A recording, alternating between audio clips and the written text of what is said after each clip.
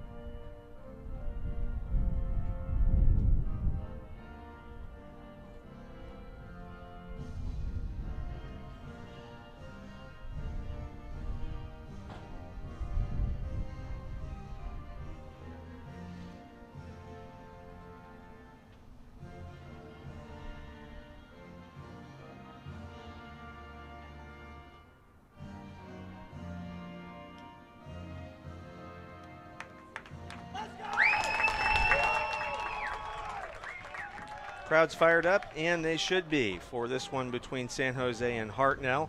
I had the opportunity to speak to both coaches in advance of this game. We talked to the Hartnell coach, Matt Collins, who's in his 17th year running the program down there in Salinas, and they are still looking for an opportunity for a bowl game with a win here today. Both teams, unfortunately, coming off a loss. For Hartnell, they dropped one at Monterey Peninsula, the current conference leader in the American Golden Coast, 40-20 a week ago. And beg your pardon, that loss was to Cabrillo back on the 11th of November, 28-13. And for San Jose, they are coming off a loss to Monterey Peninsula, 21-17. So we're about to have the kickoff and ready to get this one underway.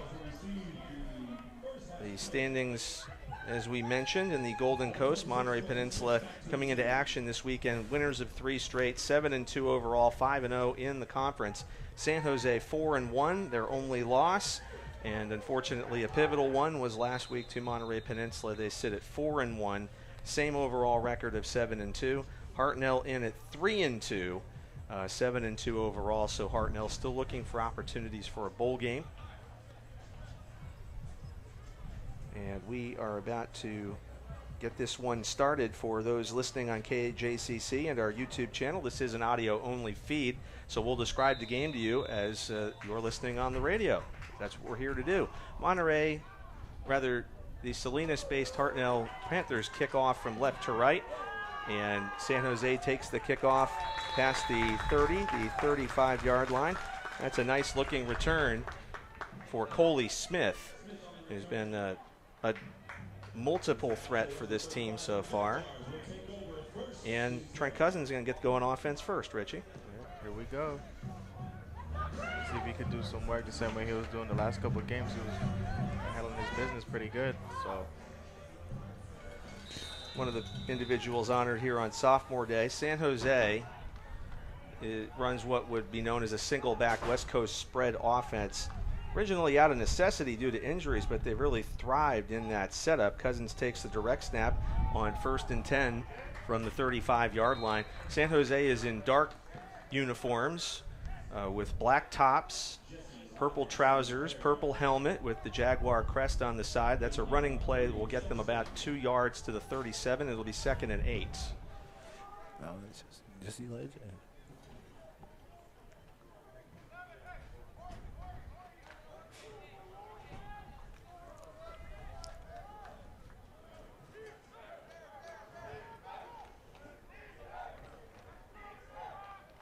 They gave him 3 altogether. 2nd and 7 from the 38. San Jose going right to left in black and purple. And Cousins, as he was looking downfield, takes a sack, and that one hurts. That one comes courtesy of Nathan Adeza, who just piled on the top of him from the blind side. Yeah, that's a hard one to start the game off with.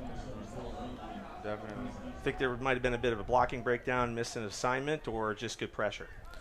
I think there was some good pressure on there. Yeah, that was an edge rush from Adeza, who was lined up in the right defensive end spot. Hartnell plays a 4-2-5 defense, so they will have a 4 front, 2 linebackers, and then they like to keep that nickel back there. You see they have 5 defensive backs on this play. That's a huge loss back to the 30-yard line, a loss of 7, so it's 3rd and 15 from the 30. We're a minute and a half into the ball game. Cousins going to have to throw long. He throws to the right, and it is caught, although that's only going to get them back to the original line of scrimmage, as it was a out route to the right-hand side and caught by Anthony Jones, but it won't get them much, and it will mean San Jose will have to punt. So the ball sitting on the 37-yard line.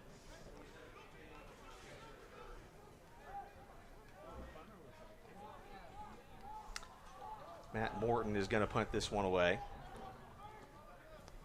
Jalen Self has also done the punting. In fact, it is Self who is out there. And we have a flag in motion before the snap, so this might help San Jose in terms of field position. They got the yardage we needed that. Nathan Ortiz is back for Hartnell, standing around his 25, 26-yard line to receive this punt. Hartnell is in white uniforms with yellow numbers, yellow trousers, and a yellow helmet.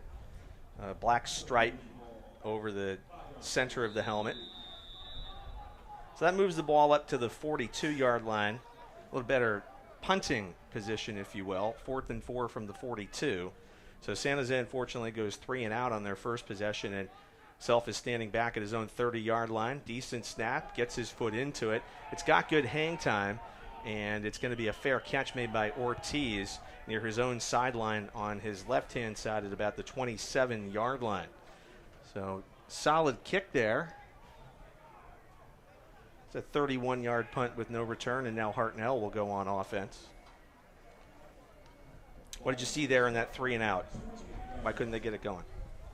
Definitely that sack kind of set them back, but probably the key play of the drive, you would say. That was probably the most efficient one that could have really set the tone for the start of the game. Turning the ball over a little early in the game is. Yeah, normally San Jose's had more effectiveness running the ball or passing the ball on their first possession. And the first play of the game, Jameer Pearson takes a toss to the left end and is pushed out of bounds after about a 4-yard gain. That first down play coming from the 28-yard line of the Panthers. Hartnell definitely started off with a lockdown defense for sure. Yeah, you want to give credit where credit is due. Fair point, Aaron. Ball rests now on the 35-yard line. So that's a 7-yard gain for Pearson on the very first play from scrimmage for Matt Collins and the Panther offense. Here's the snap, and it's instead going to be a direct run here for Spencer Gorgulo. And he started to run straight up the seam and then cut to his left because he saw a lot of pressure in front of him. Ends up being no gain, ball on the 35-yard line again for 3rd and 3. How'd you read that? When he took it up the middle, I feel like he should have kept going up the middle. Sometimes it can be tough to see when you're reading a defense for the first time in the game.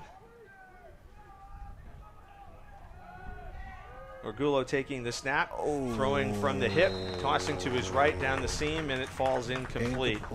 Incomplete in front of the intended receiver, Oscar Perez. That would have gotten the first down if they had been able to connect instead. Hartnell punt. So good defense first time around for both teams. Good defense, exactly, because But, you know, San Jose have lockdown defense as well, so. No question. A lot of talented players on this Jaguar team, and help steer them to a very fine season, their finest in nearly 15 years. 7-2 overall, 4-1 in the conference. So it'll be Hartnell's turn to punt. As getting this one away is Abraham Maciel, who does all of their kicking and punting duties. And it went over the head of the punt returner for San Jose and Coley Smith. He took the initial kickoff as well. He let that one go, and it's a very favorable punt for Hartnell because it was down at around the 20-yard line. So you love to see that in terms of flipping the game of field position. Let's see if Cousins can make a stretch on this one. Yeah, definitely. Those just joining us, 11 minutes, 17 seconds left in quarter number 1. No score between the Jaguars and the Panthers. Final regular season game of the year in the 3C2A.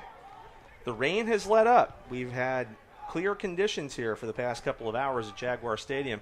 Cousins takes the direct snap, and the give is to Jesse through the middle, and he takes several tacklers. And that was some good yardage. All the way to a first down, right down the seam, as he just had a nice hole open up for him there on the B gap, and he's able to take that one all the way up to the 33, a 13-yard gain.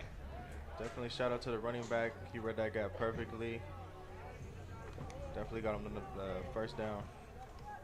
Jesse Lajes once again. Yep.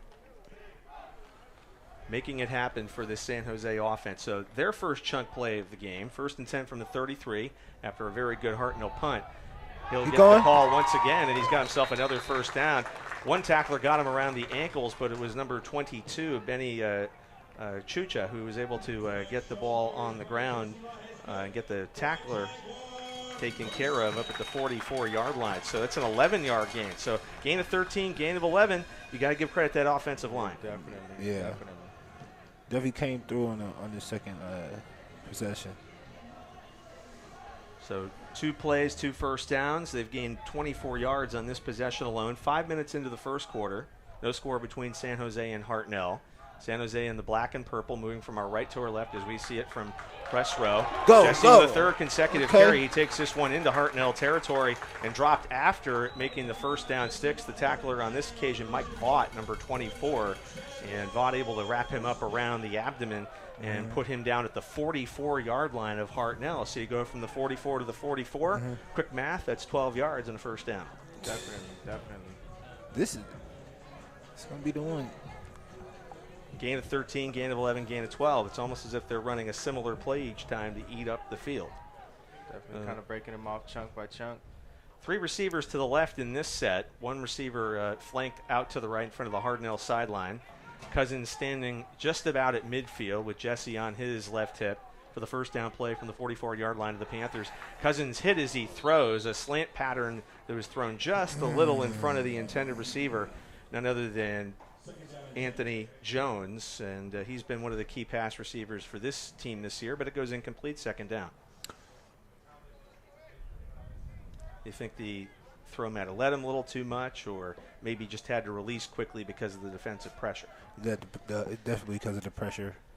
Definitely. So they've been getting that edge pressure to Cousins' blind side, and that could be something to look out for. Good job by Hartnell's defensive front to do that. 2nd and 10 from the Hartnell 44-yard line, 9:19 to go in the first quarter and no score. Cousins will drop deep to throw, flushed out, and takes another sack back in San Jose territory. So that's the second huge tackle for loss on a designed passing play by the Hartnell defense. And this time penetrating Luis Arroyo, number 26. You got to get those DVs off you and execute those routes. Got to. And Trent was holding the ball not for too long there, but you feel like once he's in the 7-step drop, okay, I'm either going to get rid of it or I need to take off. But he felt the pocket collapse around him, and that's a tough one. So following an incompletion, it's an 11-yard loss, all on the San Jose 45-yard line. For 3rd down and 21, what a lot of people would call 3rd down and forever. Let's see if they can get it back. Cousins looking deep downfield. He had men running the fly route, but he is taken down for another sack, this time by Casey Mina, number 10. So it's 2 big sacks, and so Hartnell has really done a good job putting the pressure on from their defensive line. It's starting to seem like it's kind of it seems like defense is playing this game. defense is playing this game for both sides of the ball. Nah, definitely. It also kind of seems like the O-line needs to kind of start reading some of the rushes a little bit better than they've been reading them. Fair point. And now it'll be Self from about his own 20-yard line to punt to Ortiz for the second time. Self gets this one belted right down the center of the field. Ortiz is going to run with it, takes it on his own 21-yard line, running directly to his left, gets a few blocks. We have a flag down. And Ortiz is hit close to midfield after about a 26-yard return as he was put on the ground there by Creon Fitch, number 44 of the Jaguars. But you saw a flag come out from the far side official, possibly an illegal block. Referee has announced no foul on the play. Yeah, I think they waived that one. They went ahead and they waived that one. Okay, well, you would rather have them pick up a flag they feel is incorrect than stick with a flag that may not have been the best look for the official. That's, I think, the difference between football now and football then. Football then, once he threw the flag, that was it. Yeah. Let's see. What? Okay, so we have 2 fouls on the play. I misspoke.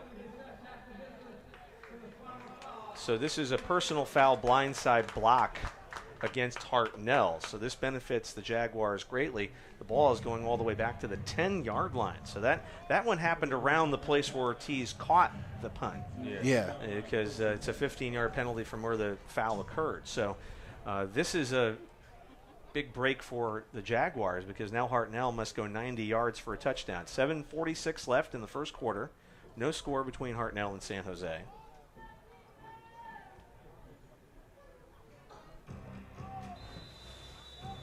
Waiting for the players to get set. Ball is ready for play.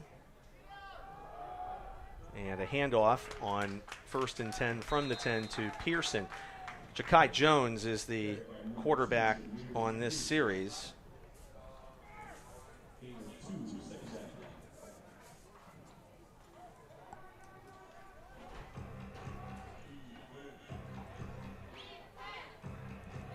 And gained about 4 on the play.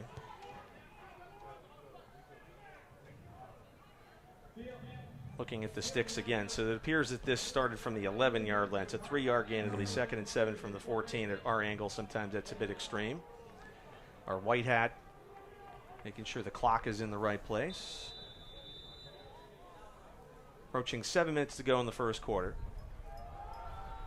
Another handoff to Pearson. He'll try the left side as they had begun to kind of trap block for him, but he doesn't get much. About a yard on this to the 15-yard line. And San Jose player. Nope, it's a Hartnell player who is shaken up, and we'll have an injury timeout. If the Jacks can just get this turnover, it's an easy touchdown. Definitely. In terms of playing the game of field position. So he forced them to punt from this place, and it would certainly give Trent and the offense a short field. So we'll take a brief break. No need to adjust your signal. This is a simulcast of KJCC Radio on YouTube Live, and we'll be right back after they tend to the injury. 7:08 to go in the first. No score.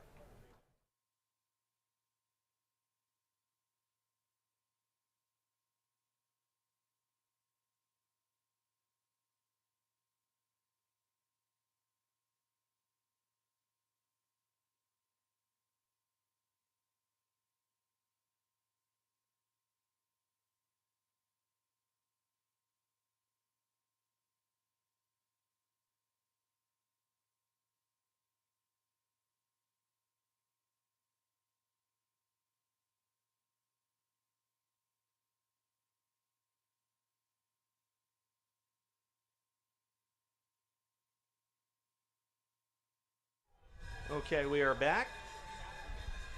I'll remember to give you some ambient audio there between breaks here. And after the injury was tended to, pass downfield intended for Ortiz on the left-hand side. It is incomplete, but there was contact between the San Jose defender and the Hartnell receiver, Ortiz, and multiple flags thrown by our officiating crew, so we'll await the ruling. Would be a first down if it's pass interference.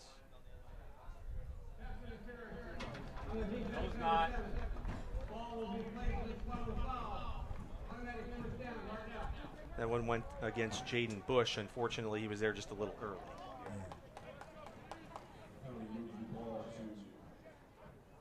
And to paint the scene for you here, from a weather standpoint, we've had lousy storms here the past couple of days in the Bay Area.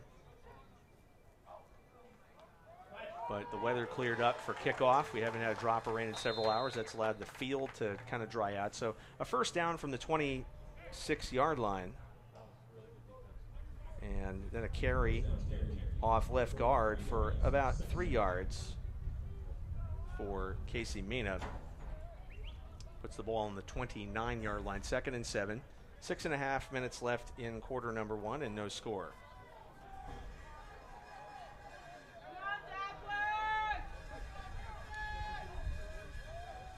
Temperature as the game began today, 67 degrees. There's a long pass deep downfield. Left-hand sideline and incomplete. They were looking for Ortiz once again. They tested Jaden Bush. This time he was able to avoid making illegal contact, stayed stride for stride with his man.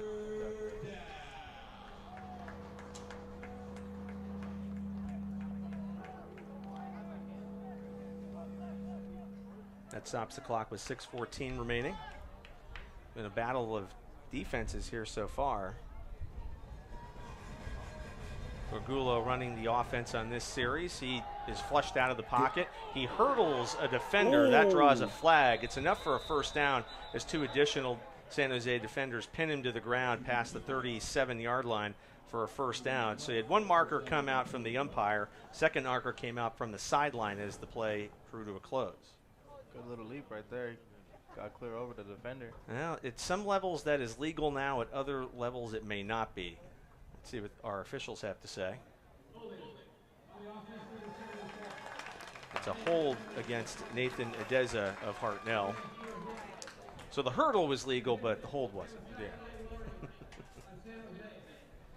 And then we have an additional sideline warning, which does not carry a foul for a first offense. So the head linesman here on our side ran into somebody. So there you have it. So the foul against Hartnell counts, though. Now back to 3rd and 13. Again, this drive on there, 11.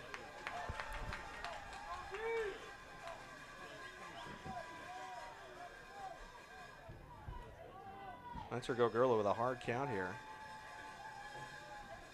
I checked out. Adam Schaefer is taking the snap. I misread his number. Schaefer rolling out to his right. And he rushes past the 25, past the 30, and is tackled in front of the San Jose sideline by a few different folks, including Rayvon Johnson. Hartnell folks are listening and going, of course Adam's the quarterback. Can't you see that? Fair enough. It's looking like they're going to have to get that punt out right now.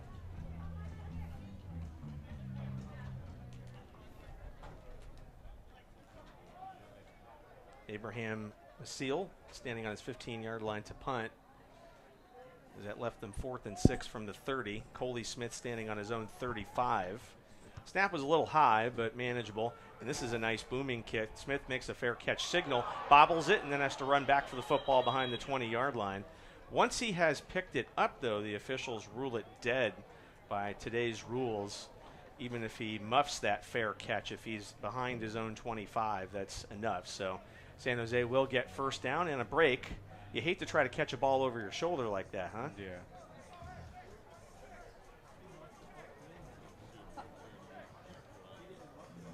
Battle of the defenses so far? Yeah, definitely a battle of the defense. 0-0, almost second quarter. It's not really going to be a high-scoring game, this one. Funny enough, we were talking about the potential for bad weather and how that could help Hartnell in terms of fewer plays run, more of a ball control game. So far, the offenses have been allowed to do what they want to do. It's really been the defenses that have shined. Cousins takes the first down snap from his own 18-yard line. He rolls to his left. He throws in the left flat, incomplete, over the head of Ronald Legaspi, who they missed in the early phases of the season, but is able to come back into the fold and been a key pass receiver. Just let him there too much, huh? Yeah, it kind of seems like Hartnell's doing the same thing with the outside rusher trying to get to the quarterback. So the O-line has to read that a little bit better than they've been reading it. You have to say with Hartnell playing about 30 players all together today and having to go two-way for most positions. The fact they're able to get this kind of pressure without getting a snap off is very impressive. So 4:43 to go in the opening quarter. Second down and 10 from the San Jose 18-yard line. Here's the handoff to Jesse. And got a huge hole down the right sideline. 35, 40, 45, and pushed out of bounds around midfield. Good little game. They did not have a finger laid on him until he was past the 45-yard line. They have a marker down, though, along the right sideline where he was making his run. Penalty's been a big factor so far as well.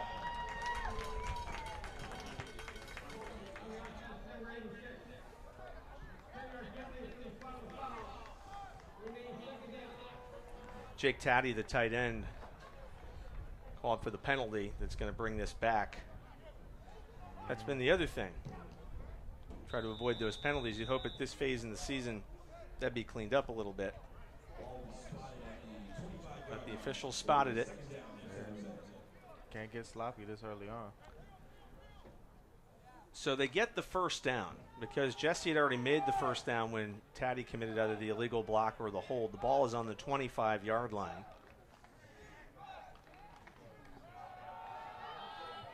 And Jesse rushing forward to the right. They didn't get the first down, but what they did get was credit for the yardage before the penalty. So Jesse with about a 4-yard rush to the right. He gets the first down. They move the sticks. The ball's at the 28-yard line. I'd love to see the way he is able to cradle the ball. What's the key to keeping the football when you're running between the tackles like that? What my uncle always told me is always 4 points of contact. Your hand, your forearm, your bicep, and your left side of your chest. So far, there's been good ball security. 3:40 to go in the quarter. No score so far. First and 10, San Jose 28, moving from our right to our left. And they've certainly been consistent with this game plan as Jesse takes the handoff again, goes through the middle for about 2 yards, maybe 3, and there's an injured Hartnell player.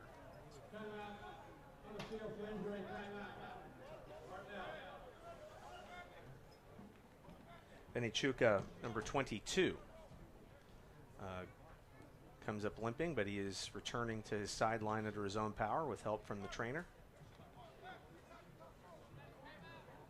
Hopefully he'll make it out, because it seems like Hartnell doesn't really have too many players they could afford to be losing during this game. A very good point. This is a prime example of a team that really can't afford injuries today.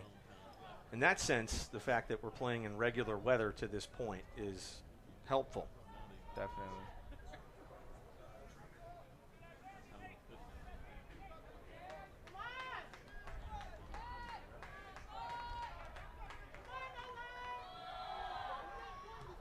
So it's 2nd and 7 from the 31. And Jesse with the carry once again. I would say he's carried the ball at least 10 times in this quarter. It definitely seems like Lejas is the go-to man when they want to get some yardage, whether it be 3 or 11.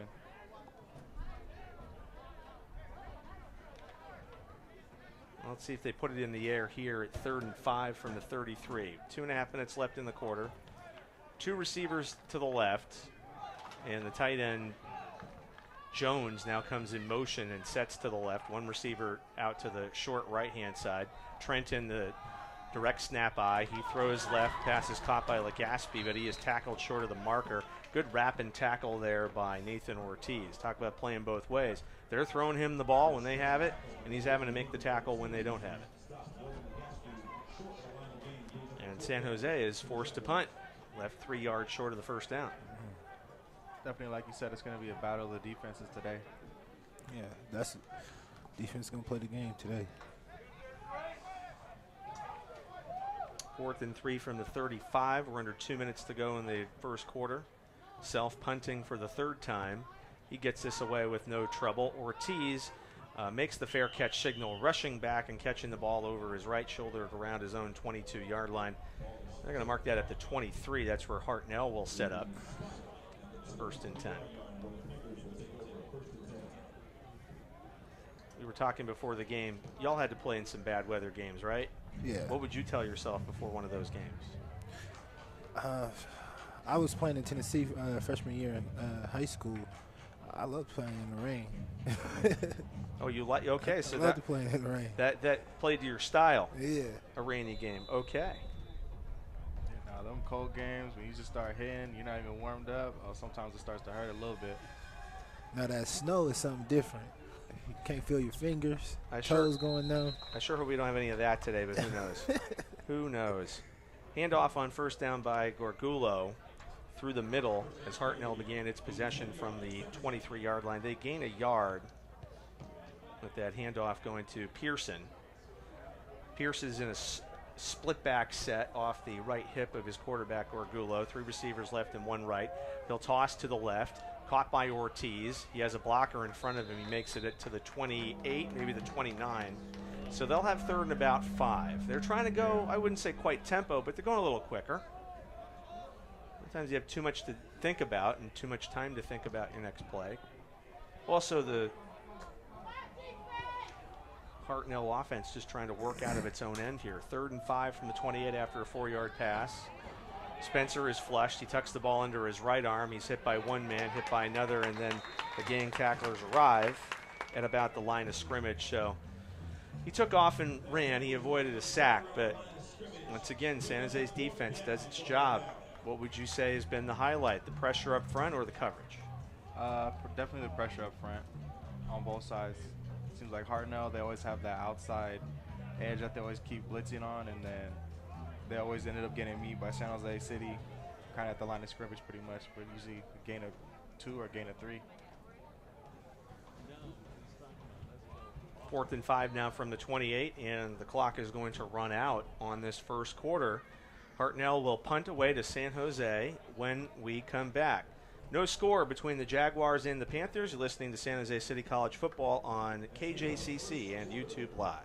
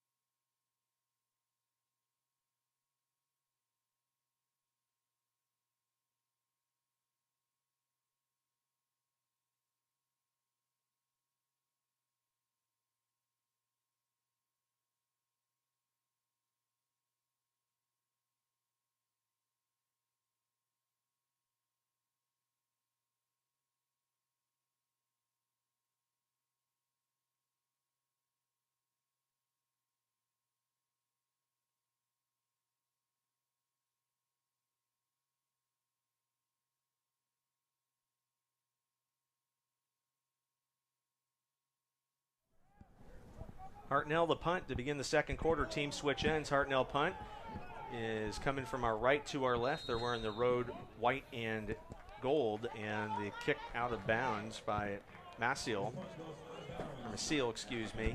It rolls out of bounds on the 35-yard line.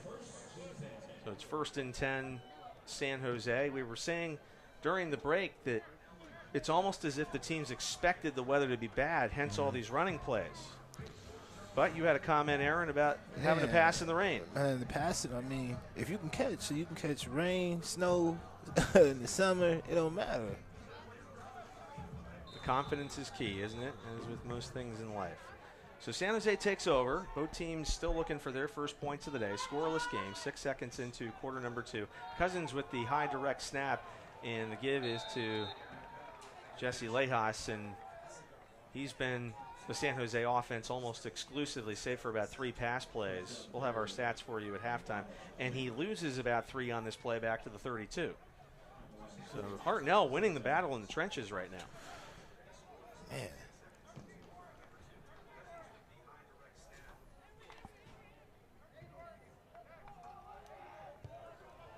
Adeza, 74.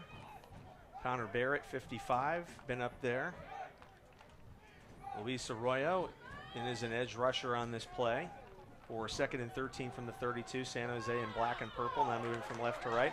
Cousins does not have an option to pass, so he takes off running, has a first down and more. 40, 45, midfield into Hartnell territory down at the 45-yard line of the Panthers, picking up 23 yards when he did not have a pass receiver open. And San Jose going to run up tempo here and right back on the football.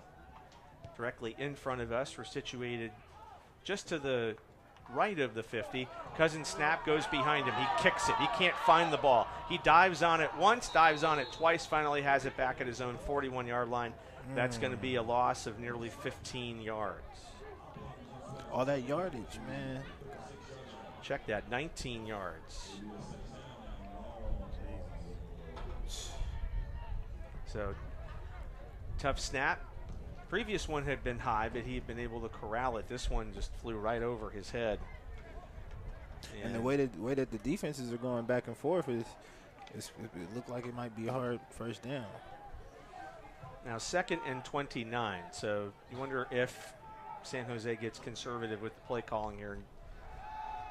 Then they'll try to get it all in. That's right. A couple of plays. Complete. A pass out to the right, Yes, caught sir. by Legaspi. Yes, sir. He is pushed out of bounds by Ortiz on the near right-hand side around the 43-yard line. So they're able to pick up some of that. It leaves them with 3rd and about 13 for a first down.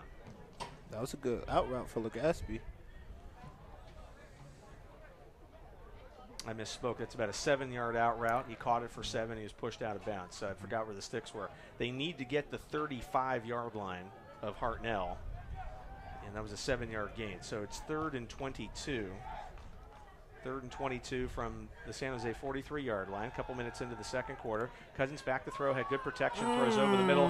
Come on now. Over the head of the intended receiver, Jake Taddy. And San Jose will have to punt. So had he caught that ball, though, he catches it in stride. Maybe he has a first down. But if he's just trying to make a reception and get on the ground, they're going to be short anyway. Yeah. You may not have anything in your playbook for 25 yards on 3rd and 22, unless it's a deep route. Then we kind of just throw it up there. Hopefully someone will catch it. So a couple of sacks and then the bad snap have put San Jose behind the 8 ball offensively so far in this half. Here's the punt from Self. It is muffed, and it is recovered by the Jaguars. That's what we're talking about. That's what we're talking about. All around the 32-yard line. Yeah, 37. Clifton Goodwin. That's how he goes. That's my boy Cliff, man. Officials are discussing if the muff was allowable. I think this was San Jose ball.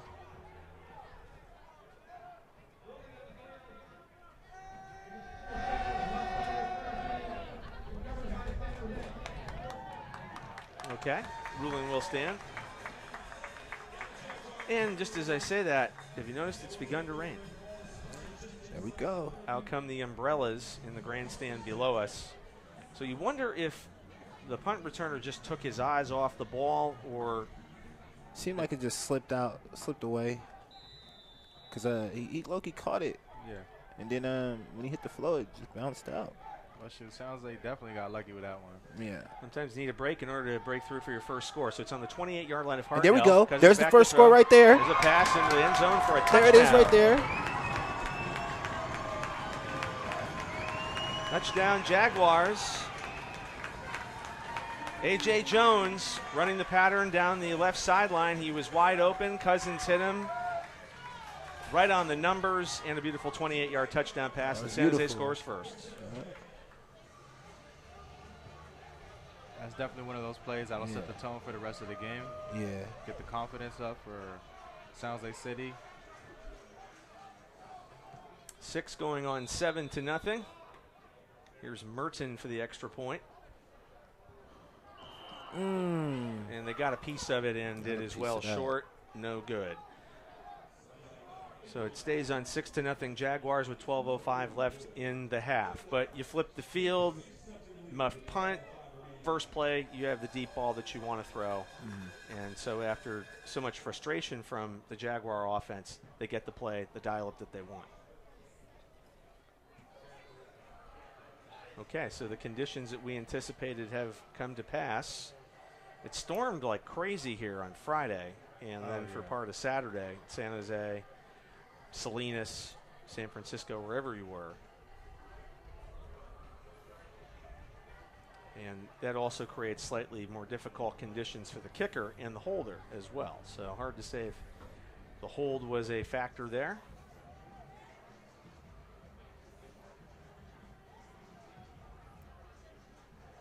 Owen Lagos going to kick it off. Also influences whether you go for 2 next time. Missing that extra point. So it's still in the mid to high 60s here in San Jose with cloud cover, but now we've experienced a little bit of rain. See how the players play through that. The kickoff is a high spiral taken around the 25-yard line by Ortiz, feeling his blockers. He breaks through one wall and then moves to his right and is dropped by Creon Fitch once again around the 39-yard line. So they're getting good work in the return game as well. Definitely getting some yardage. I'll give it up to Hartnell, though. Some of the runners actually moving pretty quick. Let's see if they can control the clock here. Remember, they are playing 2 ways, not something most teams ever have to deal with. 30 eligible players today dressed and going for Coach Matt Collins. So with 12 minutes left in the first half, 6-0 Jaguars. Oh. And Schaefer's pass to the left is caught by Pearson, and then he's quickly dropped after a gain of about 1. 26, Cloney Smith.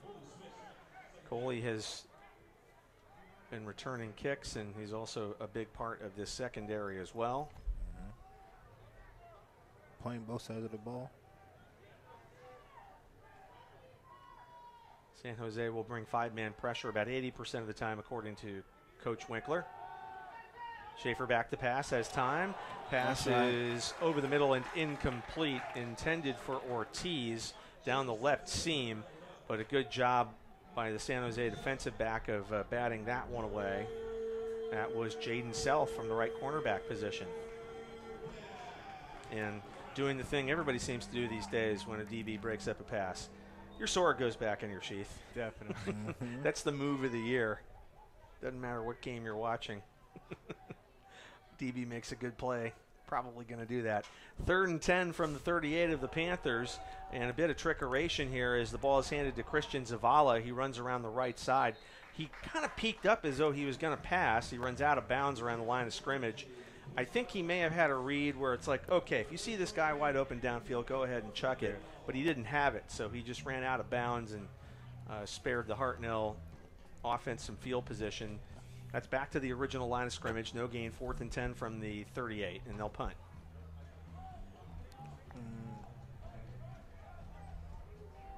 11:15 remaining in the half. We had a scoreless first quarter. Following a muff punt by Hartnell, 1-play touchdown drive for the San Jose City College Jaguars. Nice punt once again here by Maciel. And it's taken by Coley Smith at around his 20-yard line. Oh. And he rushes up to the 40 to 45-yard line. Multiple flags down as he began the return. This is probably coming back. Would wipe out about a 23, 24-yard return for Coley. That was some decent yardage. Off the punt. San Jose's had trouble avoiding that illegal block. Yeah.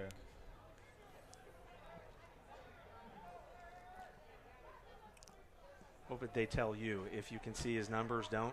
Something like that? I think it's something like that. You definitely want to stay away from hitting in the back, though. Yeah.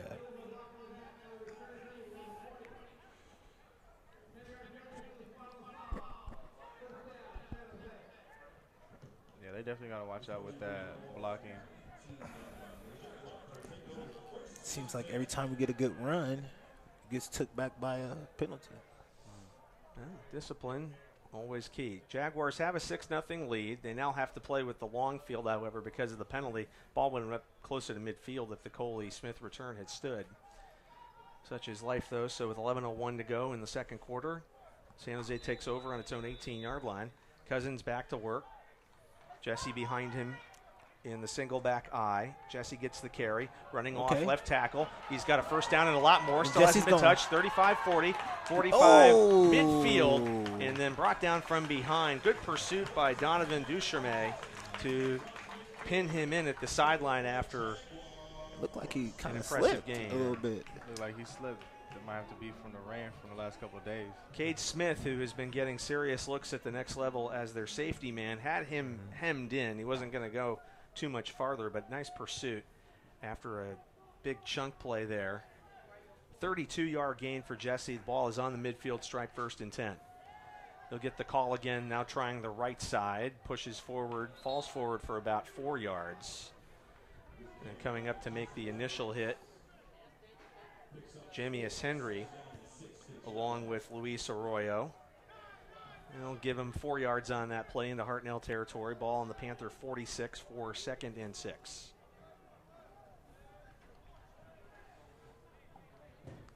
Hartnell's pressure from their edge rushers, their nose guards have been so big a part of the early narrative of the game. Cousins with the direct snap now on 2nd and 6. He tosses over the middle, looking for AJ, and pass is knocked down and incomplete.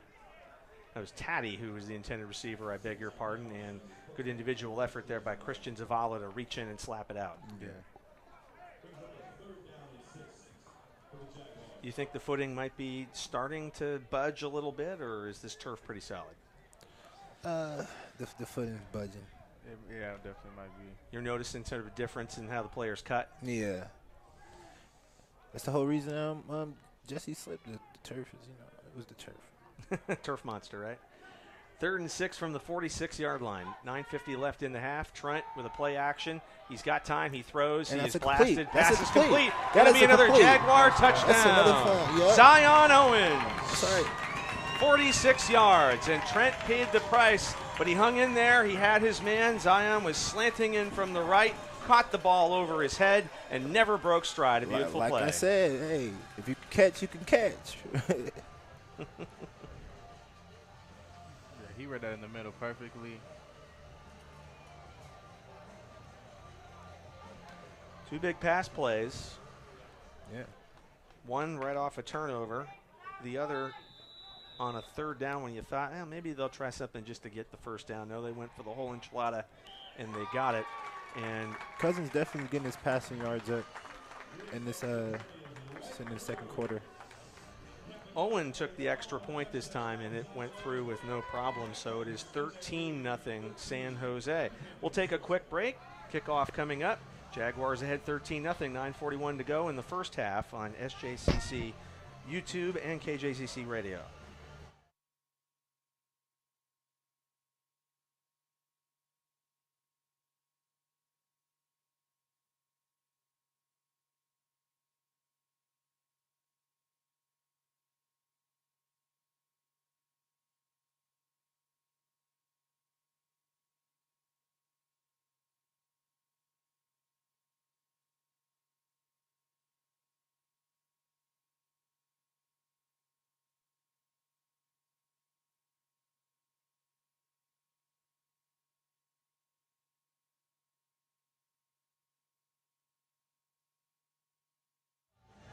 Okay, here we go with the kickoff.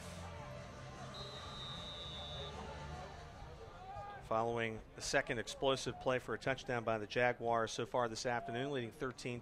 Here's the kickoff by Merton.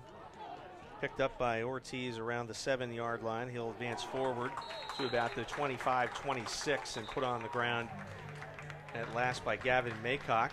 By the way, we have a happy birthday on our broadcast. Happy birthday, Aaron Sanders. Oh, thank you. Thank you very much. Now, you have a cake or a cupcake or anything like that, special treat you like to do on your birthday? Man, just give me something to eat, man. That's it. Appreciate that simplicity. I like that. We hope you enjoy your birthday weekend. Yes, sir. And we're enjoying so far the Jaguars up by a count of 13-0. 46-yard pass touchdown to Zion Owens, and 28-yard touchdown pass to A.J. Jones. Low snap taken by Adam Schaefer. He rolls to his right on 1st and 10 from the 26. He's flushed out. He slides forward after a gain of about 4. Good pursuit. Hartnell seems to do a lot of quarterback sneaks here. Yeah, I think they may be in a 1-read or 2-read. It was Donovan Johnson, number 53, who was chasing him off the right side of the defense. They're going to mark him down on that slide for only 2 yards. 28-yard line, 2nd and 8. Give up the middle to Pearson. They had a decent hole for him there. He falls forward to the 31-yard line, and it will be 3rd and 5. So you think that there's a lot of design plays for the quarterback to leave the pocket? Yeah, most definitely. Because all their running backs is mostly quickie running backs. They're not bull running backs, So it's hard to get through the defense that we have.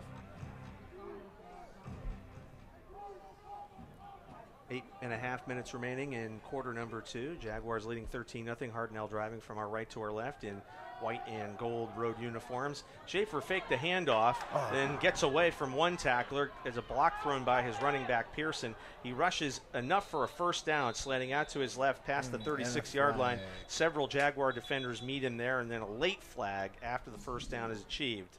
So good improvisation by Adam on that play. Freshman from Salinas High School. Going 6'1 1/2 and 210. Shared the duties with a sophomore from Christopher High School in Gilroy, Spencer Gogulo.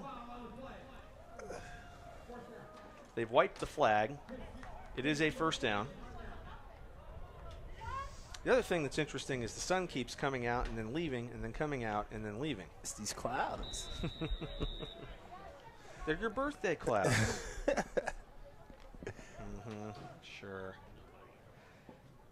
1st and 10 for Hartnell on one of their better plays of the day, and Schaefer escaping trouble on multiple occasions for that 10-yard rush. And after a fake jet sweep handoff to Ortiz, he takes it right up the middle and met strongly there around the 40-yard line for a gain of 2. He's definitely a shifty running quarterback. Excuse me. And they've run the 2-quarterback system all year, and it's worked for them. Different looks. Gulo goes 5'6", can throw the ball, though. Schaefer, you've got that taller quarterback, kind of in the more modern style. The Peyton Manning. Speaking of which, Schaefer loads up and throws deep for a home run ball down the right sideline. It is caught, and he is gone. Touchdown, Hartnell. That is possibly going to be called back due to a flag. It was Ortiz making the running catch.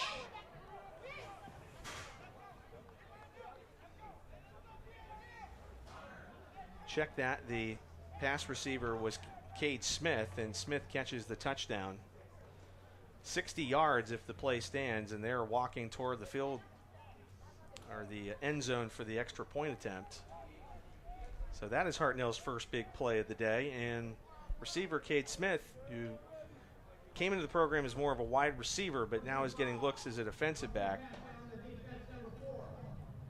makes the big play. It's a roughing the passer against Keyshawn Noriega, and it's going to be enforced on the kickoff. So the touchdown stands. Hartnell with its first points of the day. And Schaefer had time to throw there, and he really did throw a beautiful spiral down the right sideline. One that even Peyton would be proud of, I think. Yeah, that was a good pass. Do you think he throws the football anymore, or just does commercials? Just commercials. His shoulder blew out. He had enough yards in his career. I think he proved what he was doing. Maciel, the place kicker, on to try the extra point. Rain has stopped. We are mostly in the sunshine. Holder on the play was Gorgulo, and the kick goes through. So that is the best possible outcome there for Hartnell. They'd faced a couple of downer big plays from a defensive standpoint, and then they get their home run play to come back into the ball game at 13-7. 7:23 left in the half. So now you feel like the offenses are beginning to express themselves a little bit more after it was a defensive struggle early in the game. That possibly because the switch to defense. They both switched their defense up for the third quarter. We were talking earlier about the fact that there were a lot of running plays early in the game, and maybe that was because the coaches were expecting the weather to be lousy. But now seemingly using the whole playbook, or maybe it's just been decided after initial adjustments that, hey, both offenses think they can go over top on the other team's secondary. We'll see. They're going back and forth, though. They definitely are going back and forth. We thought we might see that. These two teams in the same record.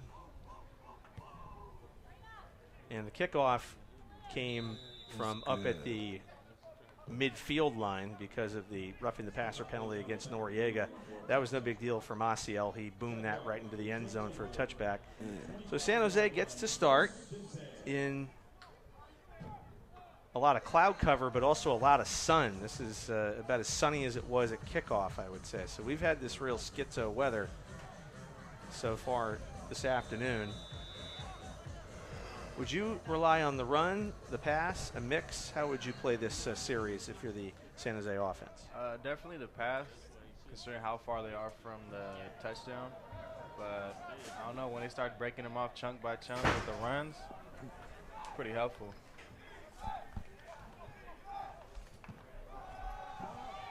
And the 1st and 10 play coming from the 25-yard line. That's a handoff to Jesse. He doesn't get much. In fact, he lost a little bit on that. So it looked like they were expecting a 1st down run play. Puts the ball back on the 22-yard line. Loss of 3. But a couple of times, this Jaguar offense has been able to get out of trouble with a big play.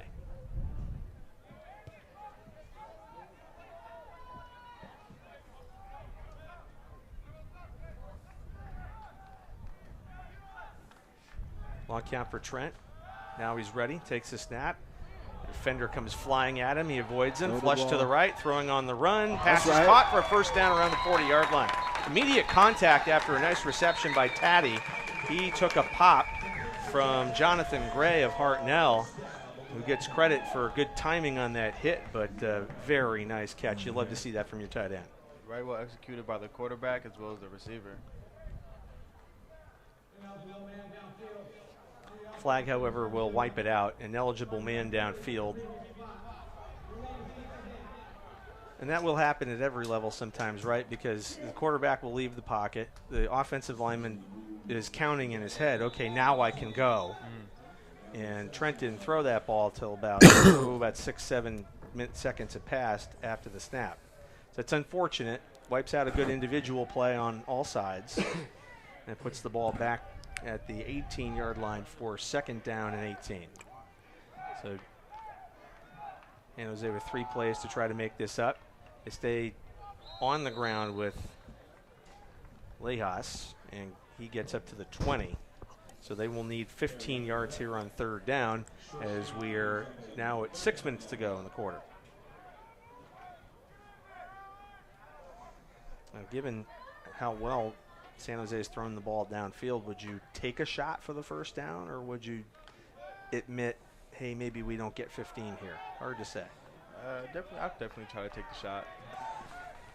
Definitely. We'll shift here. Receiver to our side and 3 to the left. Trent facing pressure, flushed out, gonna run, has a blocker in front of him, takes off, gonna have the 1st down and more. 35-40, and he's gone. Past the 50, the 40, one man to beat is Cade Smith. He tries to juke Smith. Smith finally nudges him out of bounds at the Hartnell 10-yard line. What a play. What a mallet. That is a good run. 70-yard run for Trent Cousins.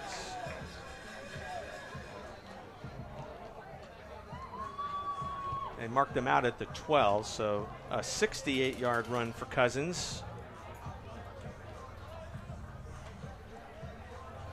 And everybody had coverage from a Hartnell standpoint, and then Trent said, all right, well, I've got daylight. And he showed that speed that he's known for. Oh, yeah. It was tough to cover that when you're a defense. You've done everything right. The quarterback burns it. Now it is 1st and 10 from the 12-yard line. And there's the handoff to Jesse. Fumbling, stumbling, hit at the 5, falling forward, rolling to the 1. They're going to say 1st and goal from the 1. He had no one in front of him when his knee hit the ground, but that's a 1st down run of 11 yards. 1st and goal, 1-yard line.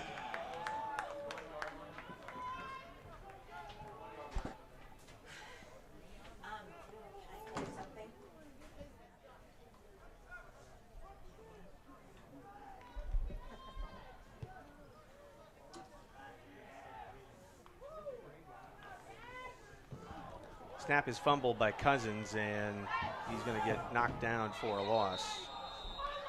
It'll be 2nd and goal, about the 5-6 yard line.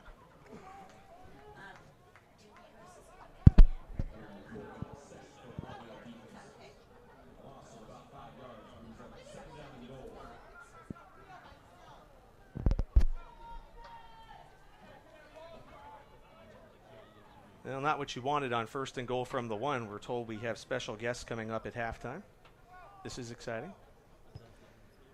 And Cousins, though, bad snap, juggled it, and then takes the 4-yard loss. So San Jose still in a good position. 2nd and goal from the 5. That's a TD. That's got protection, throws over the middle, passes juggled, caught, incomplete. Did not quite constitute all the 27 different things you have to do to make it a catch these days, and that's a break for the Panthers or the Jaguars because the ball went flying out after the receiver was hit. Would you say that was a complete pass? Honestly, I don't know. It kind of looked like it was. Kind of like he said, and then when he tucked it, it kind of got hit. I could be wrong. I think there's like the 11-second rule or something like that.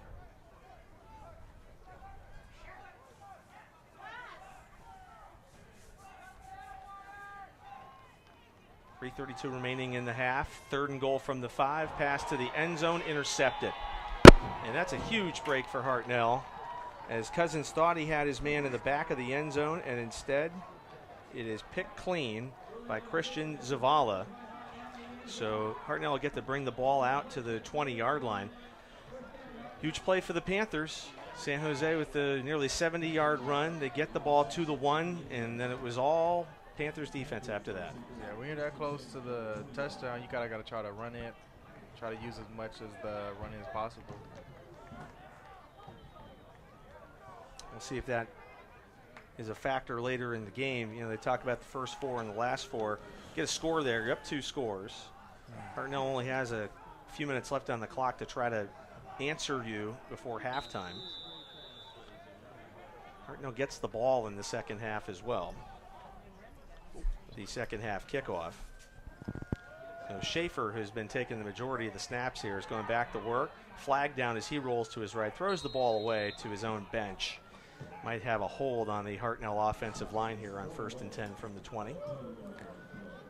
That's deflating, though, for the Jaguars, because you were 18 inches away from the goal line. Bad snap to Cousins. Was that twins they run? Sorry? Is that twins they was running? In terms of the set? Yeah. They might have. So you're saying they might have run a particular package at the goal line, and maybe they weren't as ready to run it as they thought they were. Okay.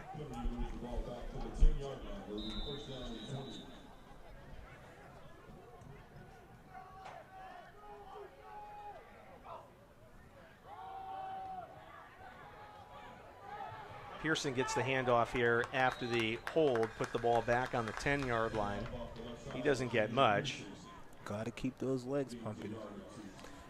And we see toward the end of the first half, will fatigue become a factor? Hartnell is hoping to reach halftime with the score close. Remember, they're playing 2 ways today, and they have had to do that all season. So with 2 minutes and 53 seconds left. Looks like a hard to call that. So they go 5 wide. No one in the backfield on 2nd and 18 after the short gain by Pearson. Schaefer steps back. He's now flushed into his end zone. Another flag comes in. Pass over the middle. Caught around the 15-yard line with the receiver returning. This play is also likely to come back, as a nice catch was made on a short throw by Benny Chuka, sophomore from Alisal High School in Salinas. Had about 15 flags in the first half.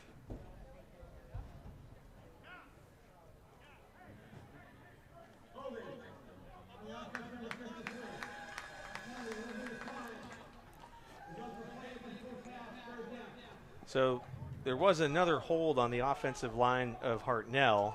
Coach Winkler said, no, we don't want it. We only want them to be at 3rd down. So the play will stand, and the reception by Chuka was good up to the 16-yard line. So it's 3rd and 18. Schaefer, RPO, keeps the football, puts his head down, gets close, but he's still about 4 or 5 yards short. Tripped up on the play by Rayvon Johnson. and Christian Farias was there as well. San Jose going to use one of its timeouts here with 2:06 left in the first half. 4th and 5 coming up from the Hartnell 25, and the Panthers getting ready to punt. So San Jose has a chance to get that additional score.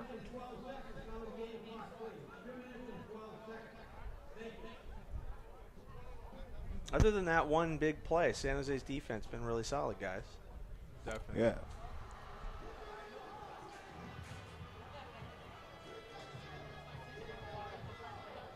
How do you explain the penalties? I mean, this is the end of the regular season. It's just maybe a little more juice going through the veins, or what do you? No, when you get a little too, like when you get to that aggressive point, you know, sometimes things happen. Mm-hmm.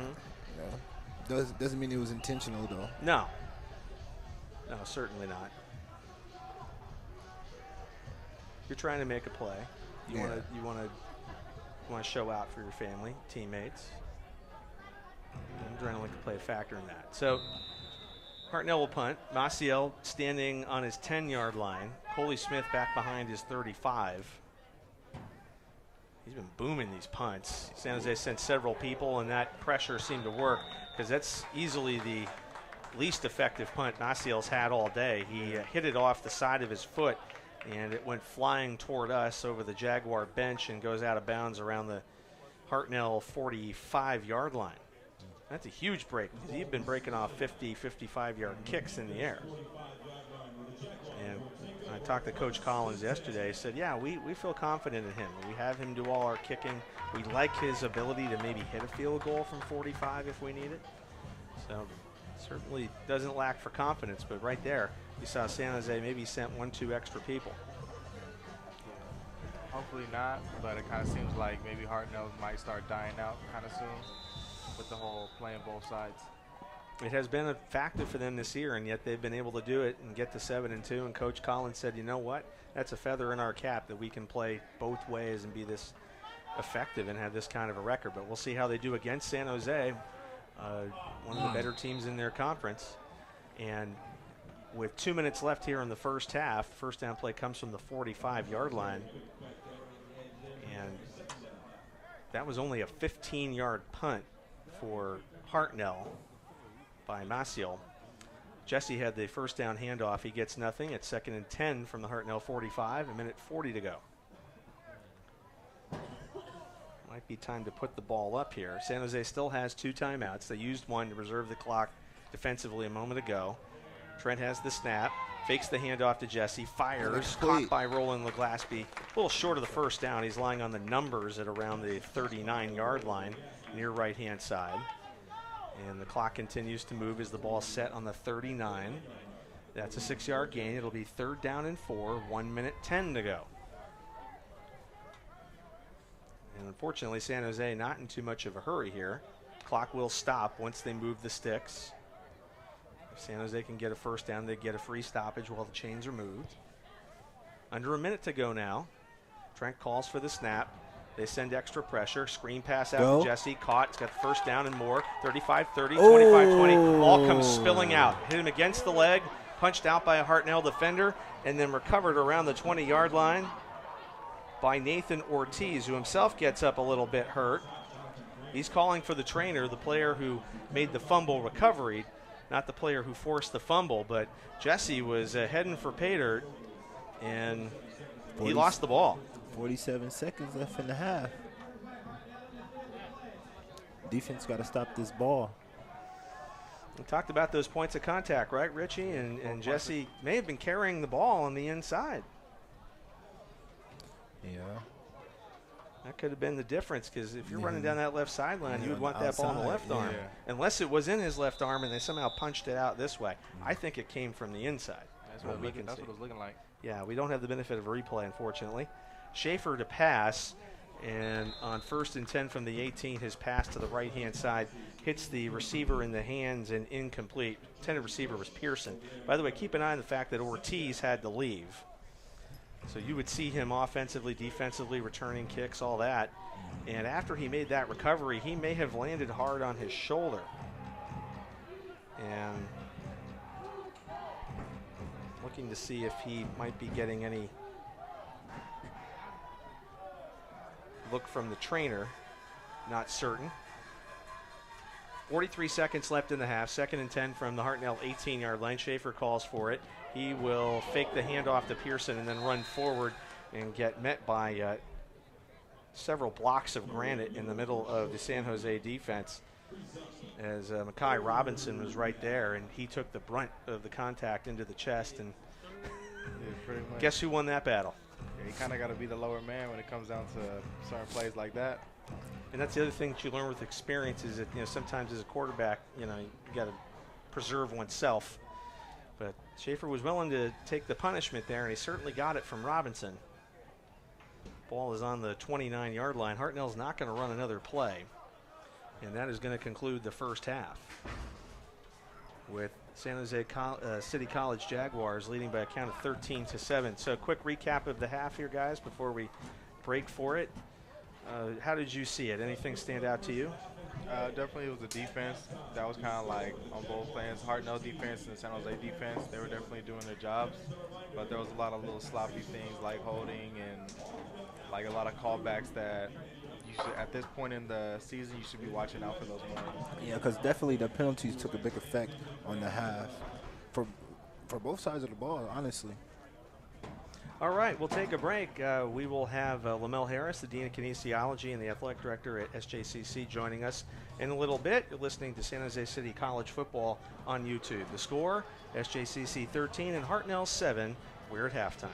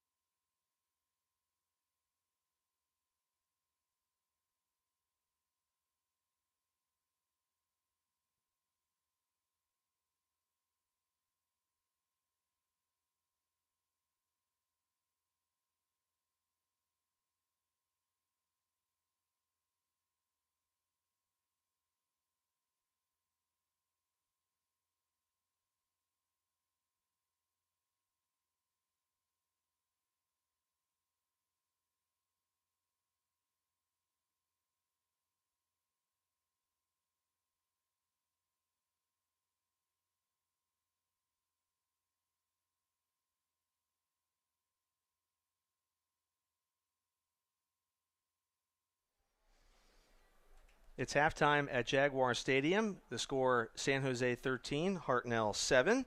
And nice to be joined now by the athletic director of San Jose City College, Lamel Harris. And welcome. Thank you so much for joining us Thanks today. for having me. I appreciate it.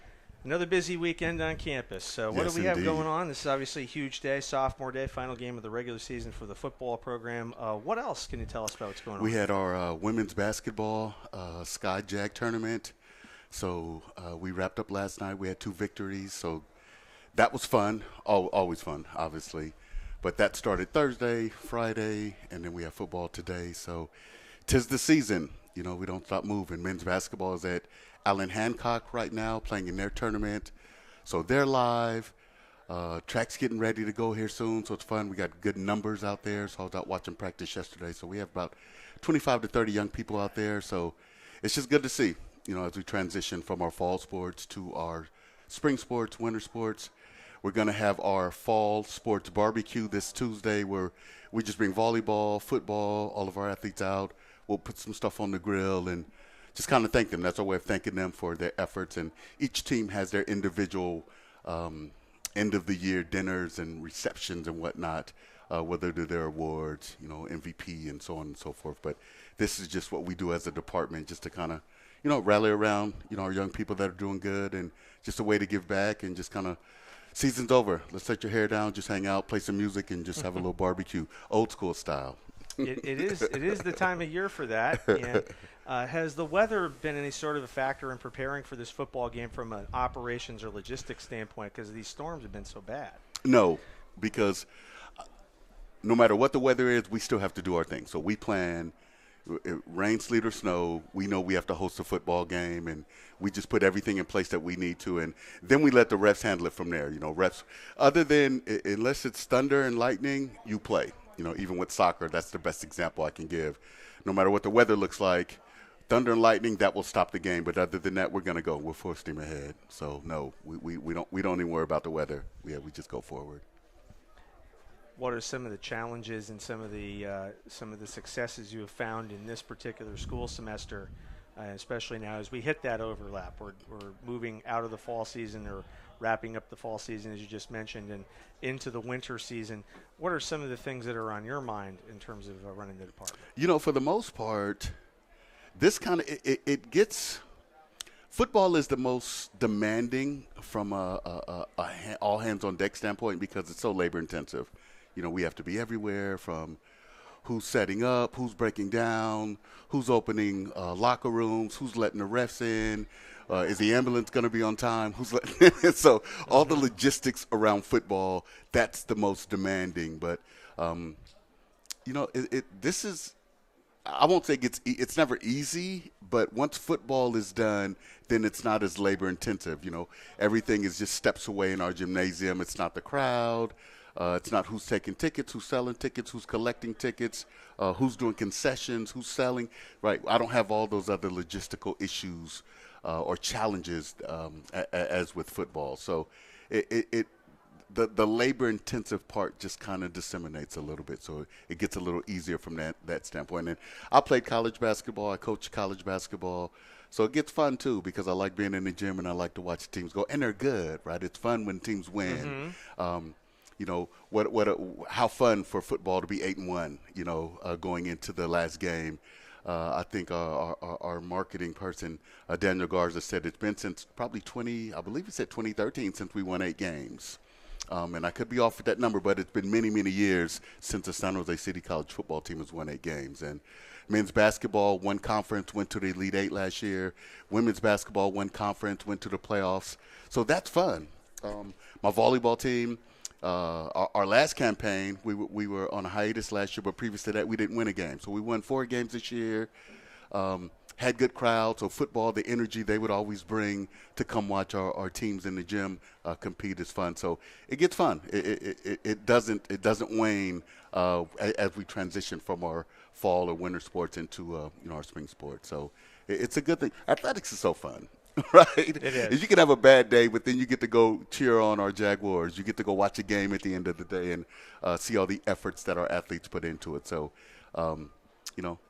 it doesn't get much better than athletics.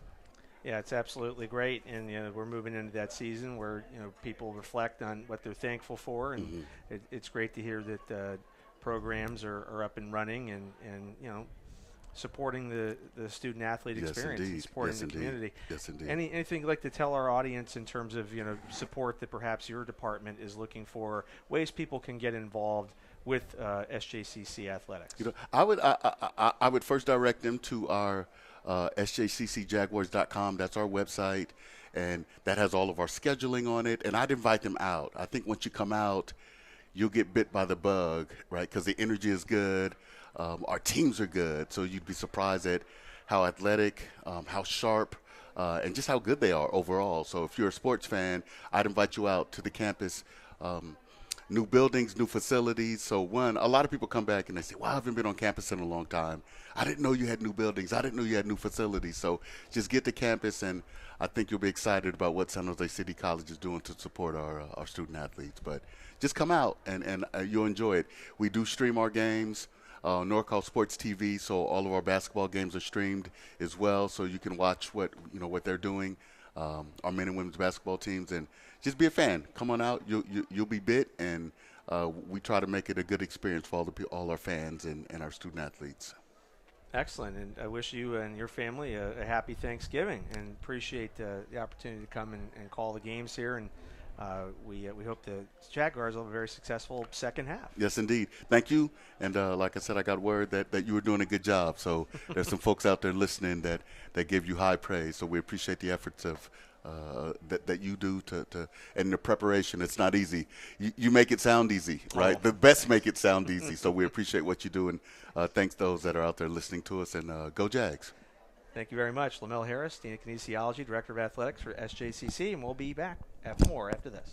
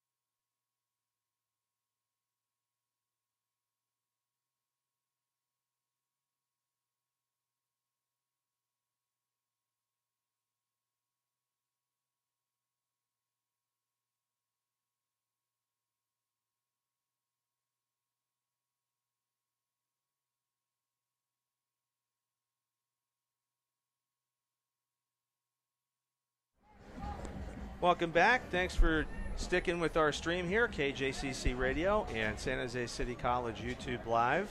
My name is Scott Armstrong. Our color analysts today, Richie Garcia and Aaron Sanders.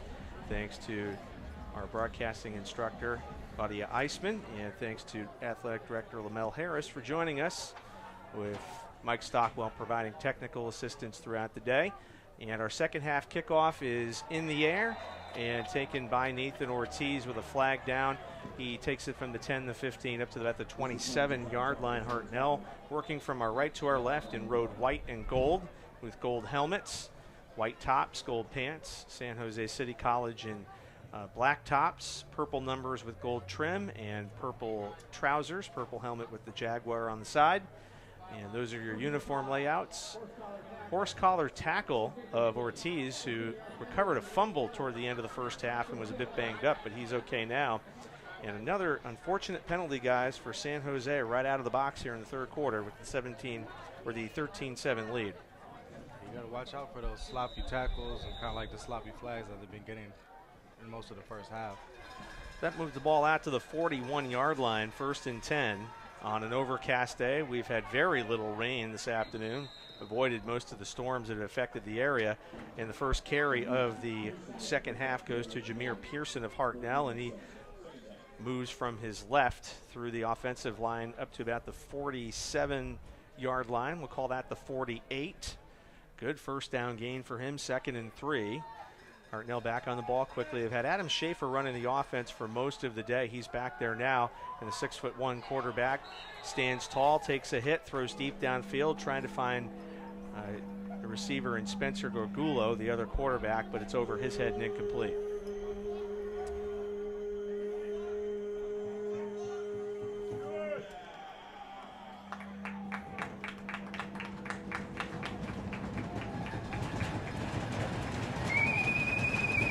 Hartnell's offense in the first half ran the ball 17 times for 58 yards, 126 yards of total offense, 68 of them through the air. They were 4 of 9 passing. Most of the passes were thrown by Schaefer, a couple by Gorgulo.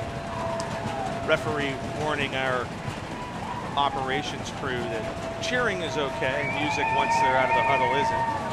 Got nice and loud here. You'll love to see it. And here we go to third down. 3rd down and 3 from the 48 of Hartnell. Schaefer, extra pressure, big trouble. Throws to the right. Pass is intercepted, but out of bounds. It's incomplete. Boy, he was just bull rushed there by the San Jose defense, and they're going to have to think about either a 4th and short situation or a punt. What'd you see there, Richie? Kind of like the same predicament it's been in the first half. Defense is definitely doing their jobs. And then when it comes down to the execution, it's either the D-line making their plays or... I think they're going to go for it. Yeah, it looks like they're going for it. No, they're punting. It was probably a decision they were having right up until now. They're probably discussing it over the headset. But with 4th and 3 from their own 48, they will punt. They've had a good kicking game today, you'll say that, with Maciel belting this one away from about his own 35-yard line. It's going to roll to earth at the 19. Coley Smith backed away from it completely. I think he was anticipating an even better kick. He was back by that 5-10-yard line. He thought, hey, this kid's been booming it all day. Why would I be up short? I'm just going to have to run and catch it over my shoulder. Definitely. Did you ever have to return kicks or punts? Nah, I was always put me in the front, so I was one of the blockers. If I remember correctly, you were a linebacker and a wide receiver? Tight end. A tight end. I was close. How about you? Linebacker. I started off with offense, though, wide receiver and running back. So we have a couple of linebackers in here, so I feel extremely well protected. I, of course, played left out. Okay. That's an old joke from my dad. I'm kidding. That's not a real position. He said, play left out. Not a real position. He wasn't on the field. That's why I became an announcer at such a young age. 1st and 10 from the 19-yard line. And the give is to Jesse. Trent's been running the offense fairly smoothly. What he's had to deal with is a couple of bad snaps, unfortunately. And it'll be 2nd down after Jesse carries this ball out to the 24-yard line for a 5-yard gain. San Jose went on top 13-0 on a couple of touchdown passes, one to Jones and one to Owens. And then Hartnell had a big bomb for a touchdown down the right sideline to Cade Smith, one of their best athletes, who plays safety for them here on this defensive snap. 2nd and 5 from the 24. It was to Jesse once again. Check that. It's going to be Zion Owens with the football, and he picks up a first down with a cute little point, and the football now resting on the 37-yard line after the first down. 13-yard gain. Well, you want to get Zion involved, wouldn't you say? Mm-hmm. San Jose puts 2 receivers out to the right. Tight end Jones was lined up on the right. Now he's coming back to the left. Jesse behind Trent in the backfield. Handoff goes to Jesse, and he is knocked back behind the line of scrimmage. He tried to start forward again, but the defender wouldn't let him out. That's a nice play by Jamius Henry, number 59. Loss back to the 35-yard line. Now it's just a standard sunny day in San Jose. It's almost like rain was a thing of the past. I'm hoping some of them clouds kind of come back. It's starting to get Because that sun is here. beaming. Chose the wrong day to wear black. I'm dressed like I thought there was going to be a storm in here. I'm layered up. Too many nights at Candlestick as a kid. It just the training never leaves you. So after that TFL on 2nd and 12, Trent throws, passes complete over the middle. Ooh, lovely juke move by his receiver to get the ball into Hartnell territory, and a San Jose City College first down. Nice individual effort by Zion. Caught that one and then began to shake and bake. And put the ball on the 46-yard line. San Jose has proven that, though. They get knocked back, they're going to get a chunk play in response. Mentioned that Hartnell offensively had 126 yards of total offense in the first half. Had the ball for 15 minutes, 26 seconds. So slight edge on time of possession. 14-34 for San Jose. Jaguars had 264 yards of total offense, 147 on the ground. Most of that through Jesse. He gets the carry here on 1st and 10 from the 46. Breaks 1 tackle, breaks 2, breaks 3. Runs right past the safety, and he is all the way into the end zone for a touchdown. But there is a flag thrown by the back judge. Oh, here we go. It's those flags again. Will it count? Got the crowd all fired up. Cowbells, the whole thing.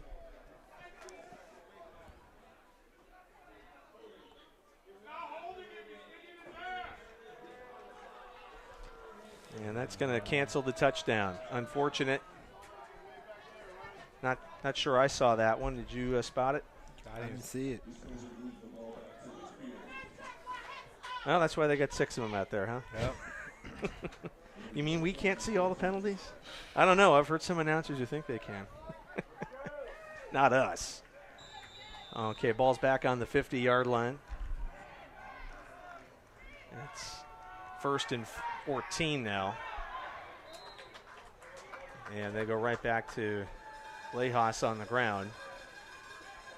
Beg your pardon. Isaac Nurza getting the carry. Isaac with the carry on that one, giving Jesse a break. He's really been a horse. No question about it. Shout out Isaac. Went to Piedmont with me.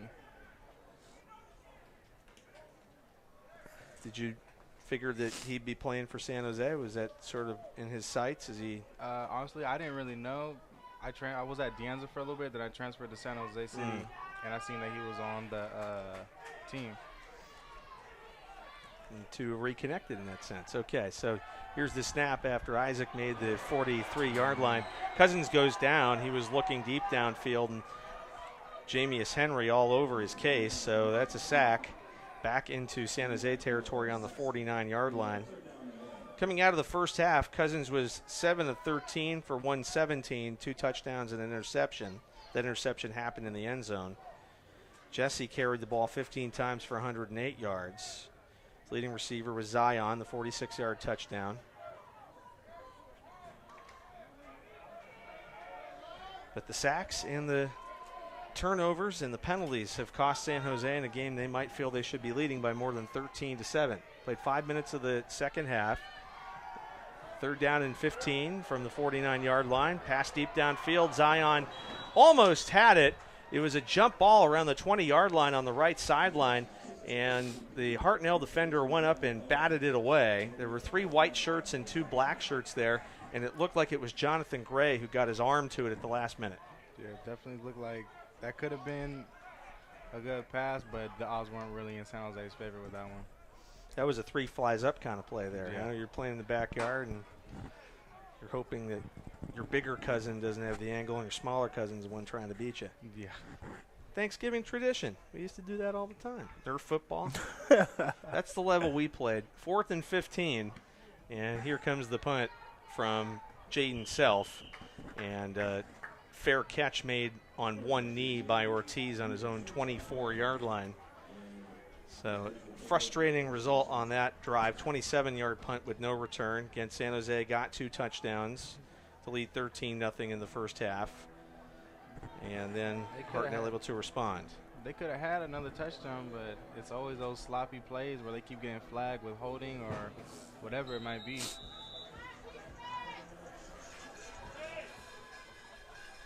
Casey Mina, number 10, was the leading tackler for Hartnell in the first half. He had 6 solo tackles. Yasir Talib Harrison, leading tackler for San Jose in the first half with 4 solos. And as we are about to get going on 1st and 10, it will now be 1st and 15 following a false start.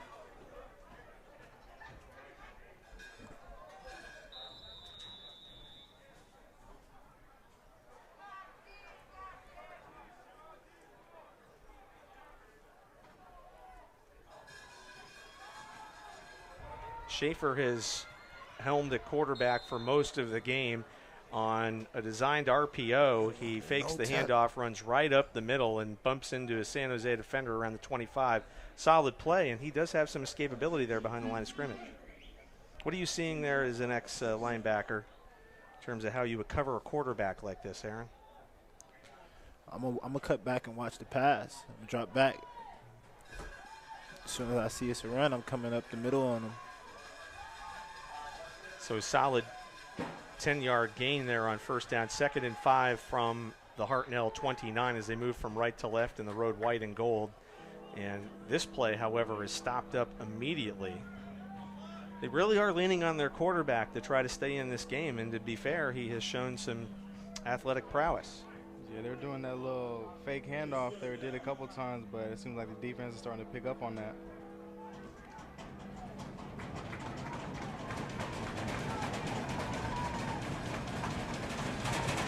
The bleachers are once again stomped in full effect here on 3rd and 6 following the 1-yard loss. There's the pass by Schaefer. It is caught short of the sticks at the 29-yard line. Now the official who is nearest the play is going to say that forward progress was enough as that pass was complete to Hartnell's number 12, Max Castro. Nope, they are saying it is short. So I misread that official's signal. You know, he had the football in one hand and he used his other hand to point like, hey, we're moving the sticks. It's a 1st down. And the 2 teams went up and ran the 4th down play. Coach Collins is obviously not pleased. You see him standing over there with his headset off. And the officials will conference. Of course, Hartnell's like, he already said 1st down. San Jose, of course, believing the other thing, and Jim Winkler is in conversation with the field judge about that very subject. Where they have the ball spotted, they need about a half yard. Yeah. Okay, so it's going to stay 4th down.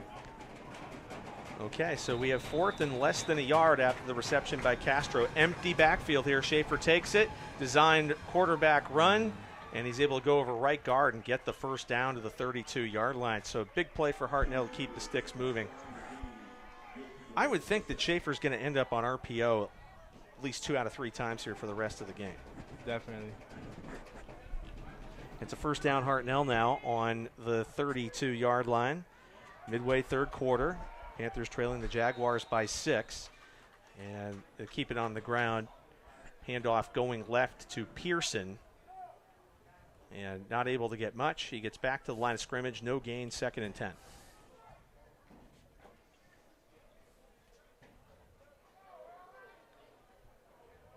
Schaefer, characterized by his coach Matt Collins as a dual threat. He's shown it so far today.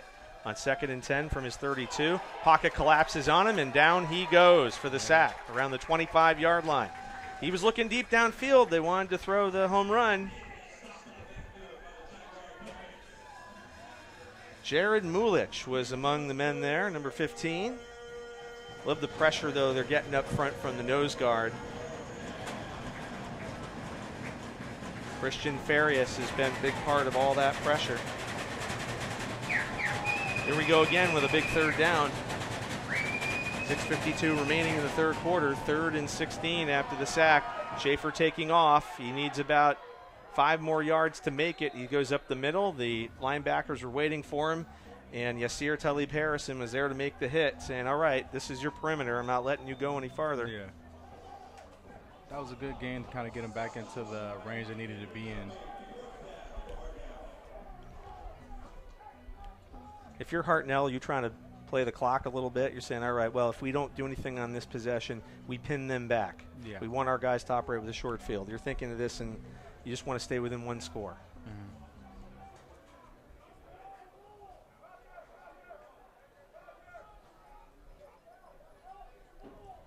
Coley Smith back around his 22-yard line. Here's the punt from Maciel. Has been very good all day. And this one's going to roll a while. It lands around the 17 and takes a Panther bounce down to the 12.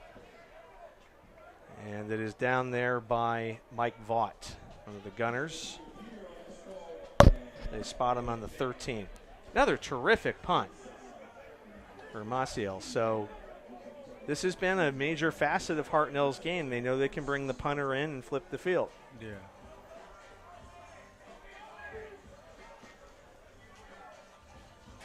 What's your call here if you're dialing this up like it's Madden? Is it runs? Is it passes? Would you want to keep the ball away? What it seems like they've been doing is maybe like the first couple they will run it, but they usually get a lot more ground coverage when they start throwing it. 1st and 10, San Jose 13. They began deep in their own territory, had about a 70-yard run by Cousins, but could not score a touchdown on that drive, ended up turning the ball over. And the hand is to Lejas on 1st down from the 13. He's met immediately at the line of scrimmage. Last game of the regular season, these teams are sticking with their horses, maybe more so than you would in October or September. You do a little more rotational. Figure these are the kids who've been able to produce the most for you. You're going to give them the bulk of the carry. So tight formation here. No receivers. Double tight end to the left. Cousins fakes the handoff to Jesse. Now Trent steps up and runs and is wrestled down around the line to gain by Joey Moog. Close to a 1st down. Give him about 9 yards there. 1 yard to go here on 3rd down from the Jaguar 22. So he and Schaefer are playing kind of a similar RPO game. Trent maybe a little faster. Schaefer, though, I think has shown some explosiveness. Certainly has avoided a couple of tackles for loss. Yeah. Clock reading 4.5 minutes remaining in the third quarter. San Jose leading Hartnell 13-7. Scoreless second half thus far. Now back in the 4 wide with a tight end. And the pass by Cousins is batted down at the line of scrimmage and incomplete.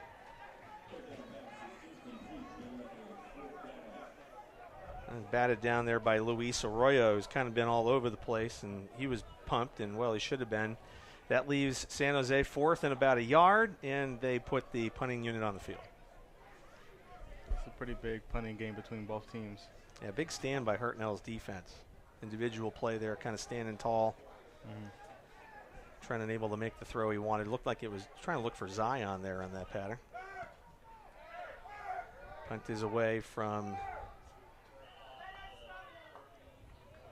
Matt Morton. And a fair catch made on the Hartnell 31-yard line by Ortiz. It's funny. We've had almost no rain, and yet the game is being played in a very kind of trench style, kind of like the football our fathers or grandfathers knew. There have been some big plays, let's be fair. Some explosive plays. All 3 touchdowns were long passing plays. But it definitely does seem like both teams were preparing for a storm today. You can only ask the players in the build-up, okay, you can only install so much if the weather decides to completely flip on you like this. Okay, Hartnell taking over on the 31-yard line, and the give is to Pearson. He gets a decent hole. Nice push there off the left guard, and brought to ground at the 37-yard line after a pickup of 6. Big collision there. Man at the bottom of the pile was San Jose's Michael Lucero, number 51. That's one of Pearson's better runs today for 6 yards. 2nd and 4 now on the Panther 37. They'll try him again. This time he'll go between center and right guard. San Jose a little more ready for him on this occasion, standing him straight up. But positive push forward of 2. I'm not sure either of these teams have the tush push in their playbook. Yeah. That's a hard play to run, isn't it? It is. Why do you only the Eagles can do it right somehow. 3rd and 2 from the 39 after Pearson fake jet sweep to him. Schaefer keeps it, got the first down, goes tumbling as he's hit around his midsection at the 45. Forward progress will have him fall to the 47. Yeah, it definitely does seem like they're doing pretty good with that little fake handoff and then straight up the middle. Yeah, so the RPO is paying dividends for Hartnell. Led them to a 7-2 record overall this year, 4-1 in the league campaign. Now Pearson on the first down carry from the Hartnell 47. Kind of picking and choosing, kind of loosening up the defense, saying, okay, we're going to hit you with the big throw. But so far they have been exclusive on the ground on this drive. Pearson carries that ball up to the 50-yard line. Clock moving under 2:30 to play in the 3rd quarter. Hartnell trailing San Jose 13-7. Schaefer looking to throw. Pocket crumbles on him, and it's a sack. And that is a result of extra pressure with Gavin Maycock coming in for the assist. And they pull him down back at the 46-yard line. So 4-yard loss on the sack.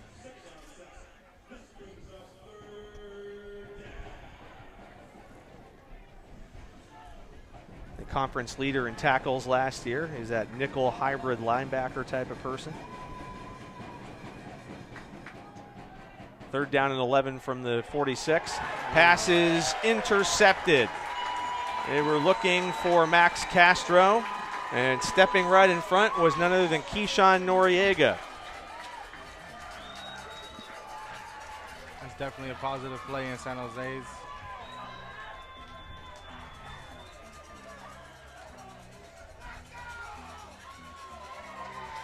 Well, they kept the ball on the ground the whole series.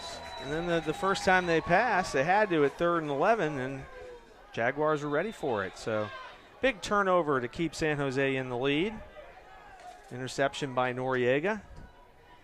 Let's San Jose back to work on offense from its own 43-yard line. Stepping back is Cousins. Pass is juggled by Owens. Incomplete. Short route over the middle. And then he took a shot from Joey Moog. Yeah, that was a good little hit right there for Joey Moog. You always wonder a little bit, get back to huddle, right? Like telling the quarterback, hey, come on, don't hand me out to dry like that. Exactly. But with certain tight ends, it's more like the tight end's going to give the linebackers the work than the other way around. Fair enough. Well, Zion seems none the worse for wear. He's out on his pattern, flanked out to the left. 3 receivers trips left on the open wide side on 2nd and 10. And the give is to Lejas through the middle, tumbling forward for about a 4-yard, maybe a 5-yard carry. Luis Arroyo, the tackle on the play. San Jose needs the Hartnell 47. The ball sitting on their 46. So we only got 2 there. I was a little surprised. Nope, they're going to say you got 3. Okay. Perhaps a bit of a generous spot from a Hartnell standpoint. They'll take it, though. So we have 3rd down and 7 from the San Jose 46. Jaguars going left to right in the black and purple. Cousins throwing deep. Right side, leaping grab by A.J. Jones at the 25-yard line. Right over his shoulder, hands all the way outstretched, and with the point for emphasis after he picks up the first down well into Hartnell territory. Nice play. He had a good little reach with that one. He had 2 defenders with him as well. Arms outstretched and everything. Caught that perfectly with his hands. There you go. There's your highlight. There's your sizzle reel play right there. Has a touchdown to his name already today. Ball spotted down at the 28-yard line of Hartnell. So that was a 26-yard gain. And the timing had to be perfect, and it was. Jesse gets the carry up the middle, but stuffed right there at the line of scrimmage. 2nd and 10. Actually a loss of a yard, 2nd and 11.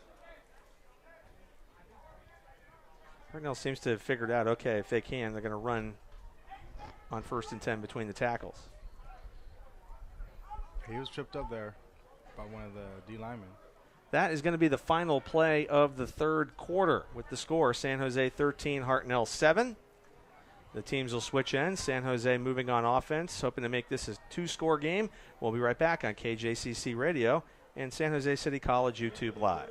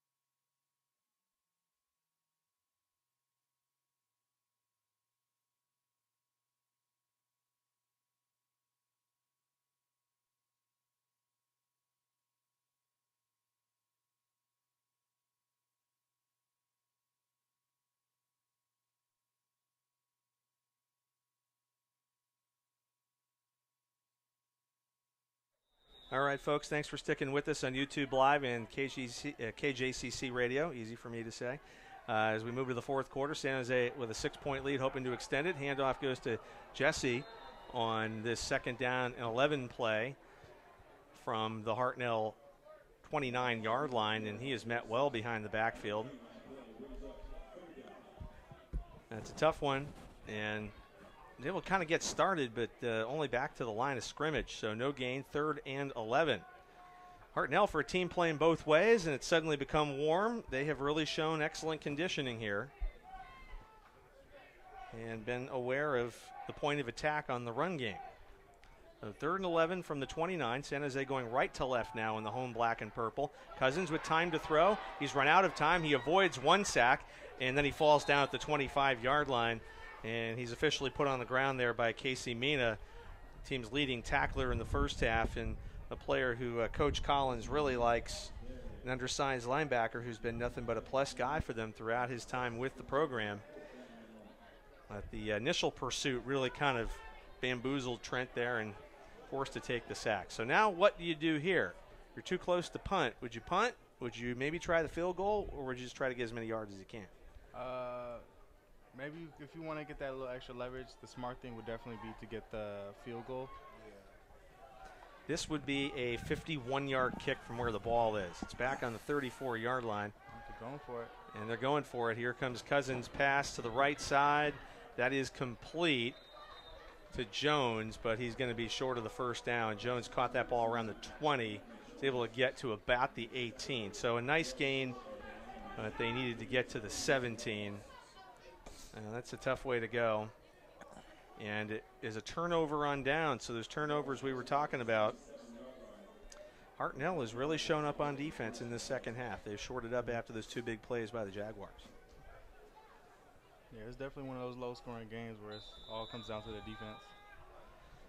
See what the Panthers can do now, taking over after forcing the turnover on downs. 1st and 10 from their 27-yard line.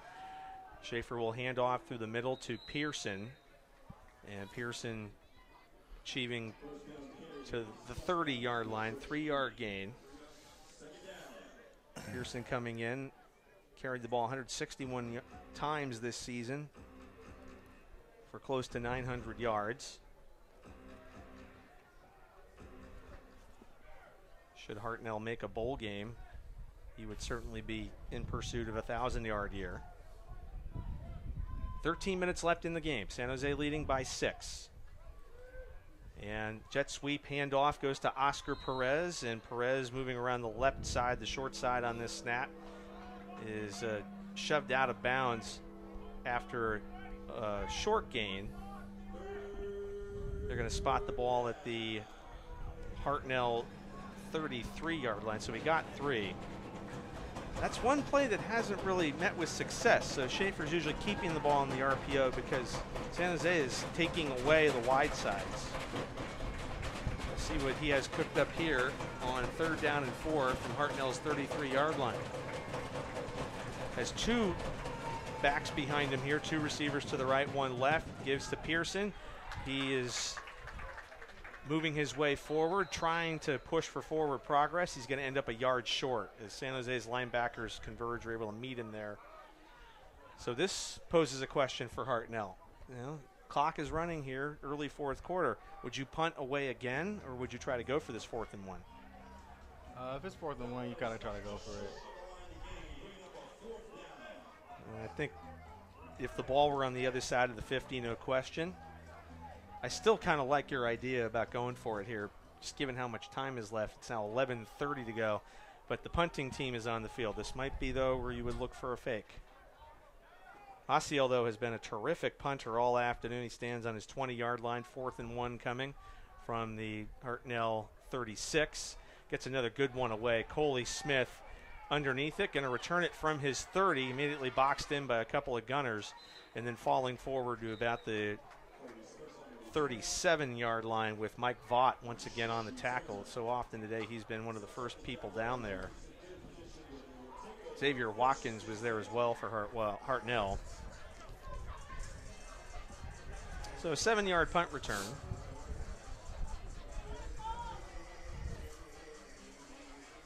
And it'll be 1st and 10 from the 38-yard line. Coley took that one from his 31. Jesse comes out, lined up behind Trent. Clock with 11:11. Ooh, ominously showing in the 4th quarter. San Jose 13, Hartnell 7. 1st and 10 from the 38. Give is to Jesse, and he breaks 1-2 tackles. Boy, he hit his defender hard around the line to gain at the 48-yard line. Defender went down in a heap. It's going to be a 1st down carry of 11 yards for Lajes, and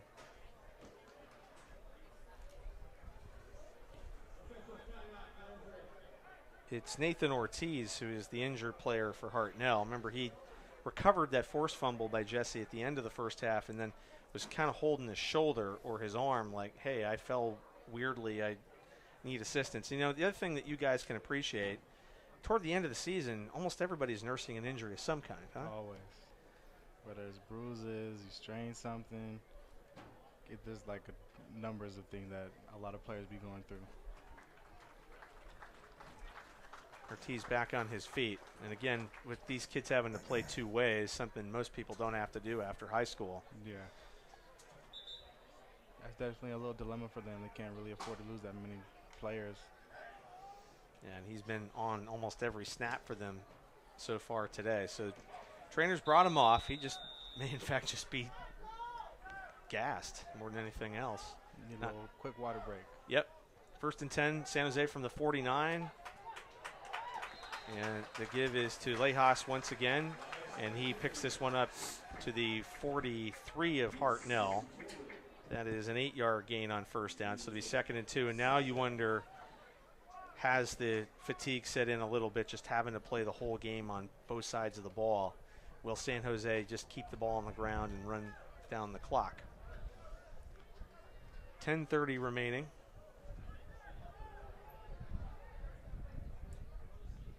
Receiver to the far left.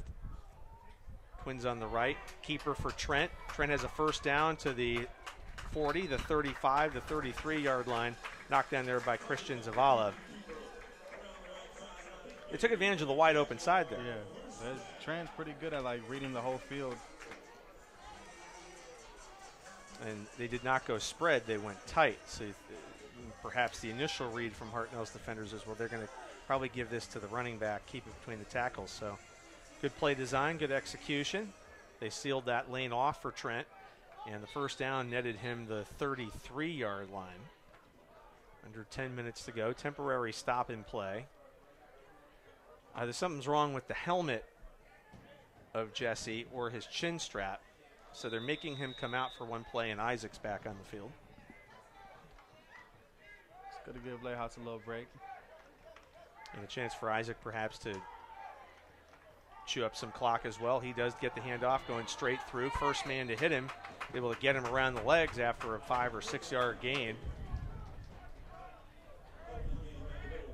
Benny Chuka on the tackle. You look at the Hartnell defenders, I give them credit. Most of them don't have their hands on their hips. There's nobody down with their hands on their knees. They're looking like a well-conditioned team. Definitely. If they're winded, they're not showing much of it. Yeah, that goes with good coaching too. 9 minutes to go in the ball game. San Jose up 13-7, second and 6 on the 29-yard line after Nerza picked up 4 yards. Cousins deep into the pocket, sets up to throw, throws to the end zone. The pass is picked off. The question is whether the defender was still in play, and he was. It's an interception for Hartnell. Cade Smith, their safety man, who is getting looks at the 4-year level. That pass was so unfortunately overthrown from a San Jose standpoint. The only person within 10 yards of it was Smith, and he was able to, like a receiver, tiptoe the end line and make the interception. Did a little twinkle toes. Well, I'm not sure if you guys ever heard of somebody called Woody Hayes. Woody Hayes coached Ohio State for a long, long time. Back in 1992. Anyway, so back when football running was much more prevalent, Woody used to say things, only 3 things could happen when he passed the ball. 2 of them are bad. That was one of them right there. So unfortunate for San Jose's offense to put the ball in the air. And they give it back to Hartnell, so it's 1st and 10 from the 20. Short gain for Pearson on first down. But it's still a 1-score game, like you've been talking about, Richie. That's the second pick of the game. But that definitely goes with the coaches. The coaches knew they were not going to have a lot of players, so they got to know how to condition each player. And now they're in a position to perhaps take the lead if they can bring it 80 yards for a touchdown. They need the touchdown. Field goal not going to help them now. And Schaefer takes the snap, and then he is immediately converged upon on the tackle for loss. I'd put that in the books as a sack. There's your man Farias once again. Christian Farias making the stop. Ball is on the 19-yard line. So they gain 1 and they lose 2. It's now 3rd down and 11. With 8 minutes to go, a little more cloud cover than we've had throughout the second half. Now encasing the field, 3rd down and 11 from the 19. Pass to the right by Schaefer, led his man a little too much. The reception is made by Oscar Perez, but then he falls down. You would like to see him catch that while running upfield if you're the Hartnell Panthers. And so Perez falls down at the 25-yard line. That leaves them 5 yards short of a first. They're going to have to punt again.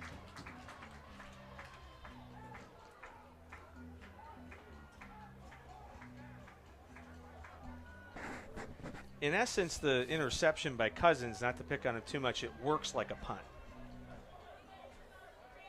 That's why they always say, hey, if you're in that certain down and distance, just go ahead and throw it down there because they pick it off, so what? Ostiel, who's been an excellent punter today, punting from around his own 10-yard line. This one takes another Panther bounce. He does a good job of getting that spiral and then getting the ball to bounce favorably for him, and it rolls all the way to the 41-yard line. 31-yard punt. No, check that. It's a 36-yard punt, beg your pardon. And it'll be 1st and 10 Jaguars from the 41-yard line. 6:55 remaining.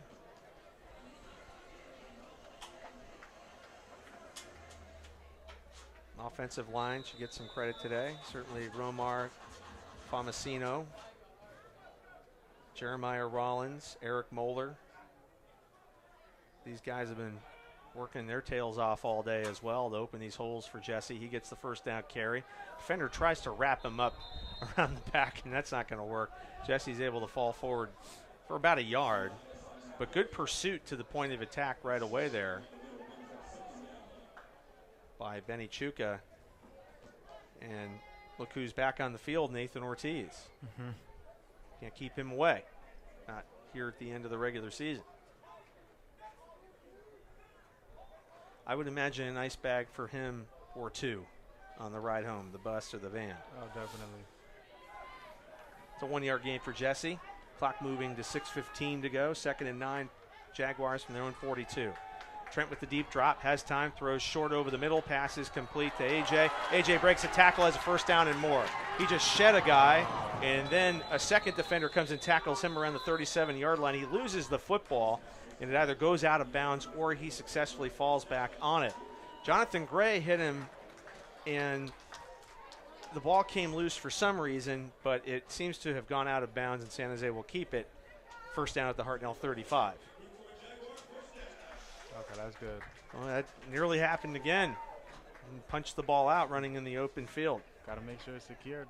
Especially at this time of the game when you don't need to score again. You just need to keep the ball if you can. Although a field goal would probably put it out of reach. Well, down at the 35-yard line now, so one way or the other, it's a big gain for the Jaguars. AJ just shedding that defender as soon as he picked up the ball on his broad shoulders, turning upfield with it. It'll be a handoff to Jesse through the middle. And Lejas falling forward to the 32-yard line, pickup of about 3. Coming up limping on the play is Jonathan Gray. Might have turned his ankle on the turf there. Turf monster again. Turf monster's ruthless. They don't care how fast you are or how slow you are. San Jose happy to use the entire play clock now. Under 5 minutes to go. That's a 3-yard gain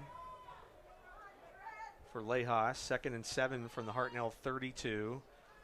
Cousins back to pass, throwing to the end zone. It's AJ versus Gray, and Jones makes the catch.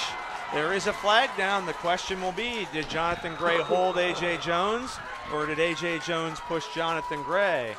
Very similar to the touchdown earlier in the ball game of about 46 yards. It's another one of those flags that can make or break you. Teams are moving like the extra point is coming up.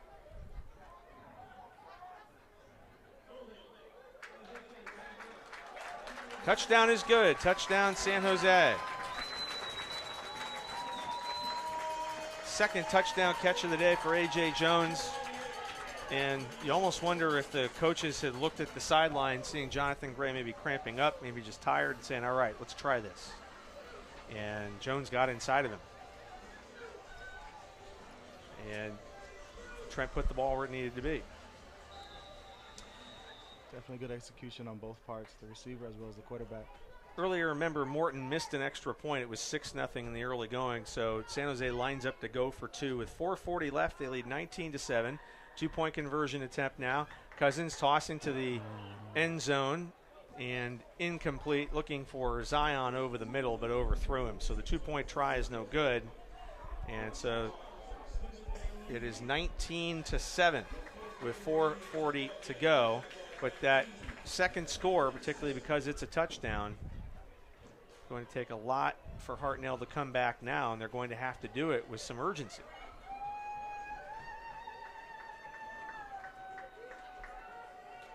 All credit to their side for gutting this out with about 30 eligible people this afternoon. But as you mentioned in our open, A lot of skill and speed and size on the San Jose sideline, and just may have been a little too much. But still 4:40 to play. Hartnell not finished yet. 4:40 is plenty of time to make a couple plays. But the way that the defense has kind of been holding Hartnell, it's kind of like a tough kind of look for Hartnell. But always got to give them props because they came out here with 30-plus players and starting both sides, well-conditioned team, and they did good this season.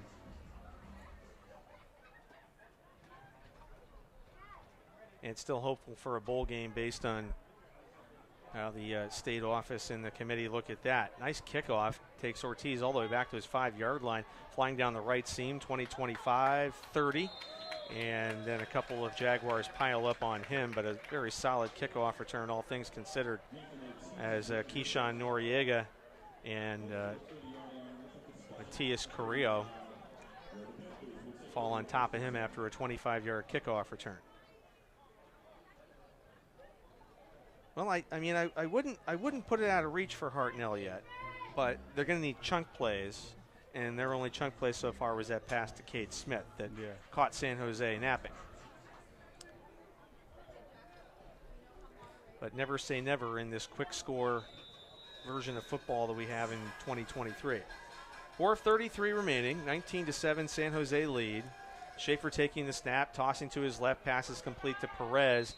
He steps out of bounds, roughly a yard shy of the first down marker at the 38, 39-yard line. He was being pursued by Jaden Bush, but avoided the contact and stopped the clock.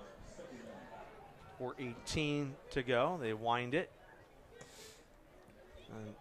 We'll see how loose or tight San Jose plays defensively here, knowing that they're ahead by 12. Schaefer with an empty backfield catches the snap. Took him a second to get a grip on the football, but he fires out to the left and passes complete to Pearson. Pearson making the catch around the 45-yard line to move the sticks. Under 4 minutes to go.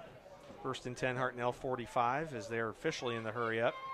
3 receivers to the wide right side and 2 to the left. 7-step drop for Schaefer, now taking off. He'll throw on the run into San Jose territory, passing complete as he tried to shovel it out to Max Castro, but that ball fell at his feet. And that stops the clock with 3:40 remaining.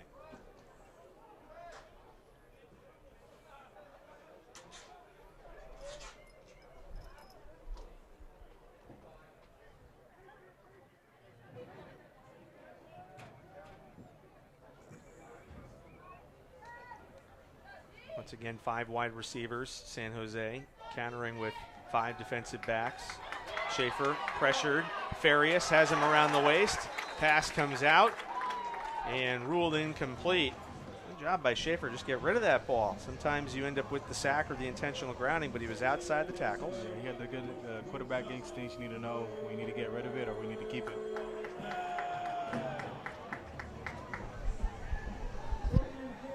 Coach Winkler told me in preparing for our broadcast that this is some of the best linebacking core he's seen in his many years of coaching. That's high praise considering the many years of coaching at the Division I level, San Jose State, so forth.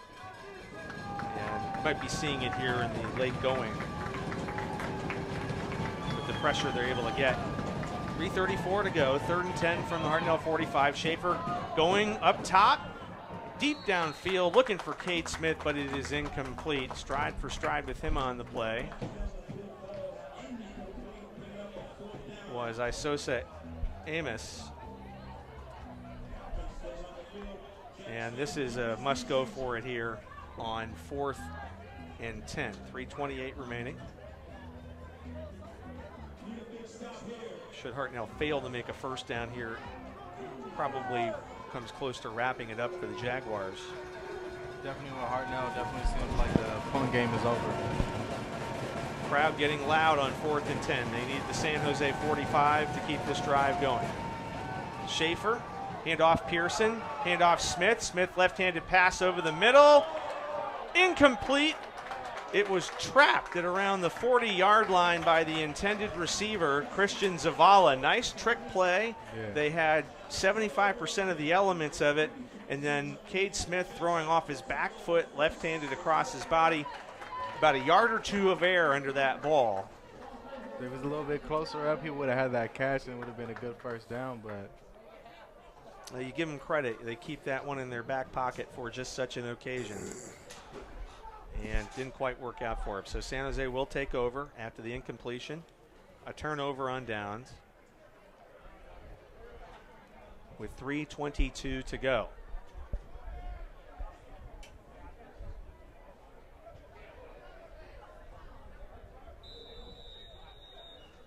Now you assume that it's time to put the ball in Jesse's hands and melt the clock. And he does get the handoff right away and ready for it. With one of the standouts defensively this afternoon for the Hartnell Panthers, number 59, Jamius Henry, was all over that play for a loss of 4. Hartnell defense has been able to read some of the offensive plays pretty good, especially with some of the ones that have been repeated.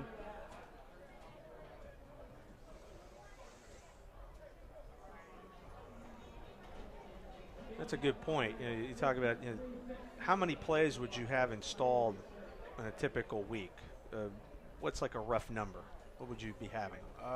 When I was in high school, I usually remember maybe like 10 to 12, but I'm not sure how much different it is in like a higher level of football. Probably a few more. But also, we've been talking throughout the broadcast about counting for the weather. Definitely. And you saw that, if you believe a lot of coaches do these days, is script it. Bill Walsh started that, and now it's very common at the high levels anyway. And a lot of the high school teams I've covered, you're going to script the first 10, 15, 20.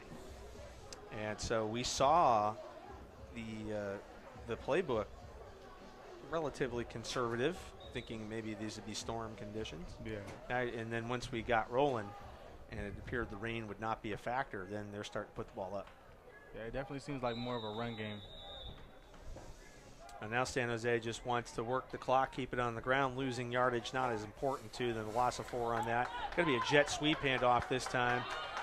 And nice job by Legaspi to get separation until he's brought down by Jonathan Gray, close to the first down marker. He brings that ball into Hartnell territory down to the 42-yard line. Nice looking play there. Excuse me, he's on the 37-yard line. They need the 35. That play coming from the 46 of San Jose. Oh, a 12-yard gain for Ronald. 2:40 remaining. Panthers with 2 timeouts left. Jaguars have all 3. Crucial third down stop here if they can get it for the Hartnell defense. Give us to Jesse. And he sheds a tackler. He's into the second level, the 20, the 15, the 10, the 5. See you later. Touchdown, Jaguars. And that puts the icing on the cake with 2:26 remaining. But we have a flag down. Well, there's the flag. Might be coming back.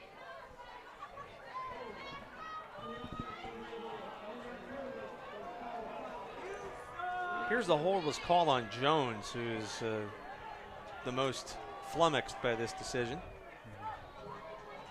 Well, that was the signature goodnight Irene kind of play that you would want, but now Hartnell in a much more favorable defensive position here, 3rd and 11 at the 46.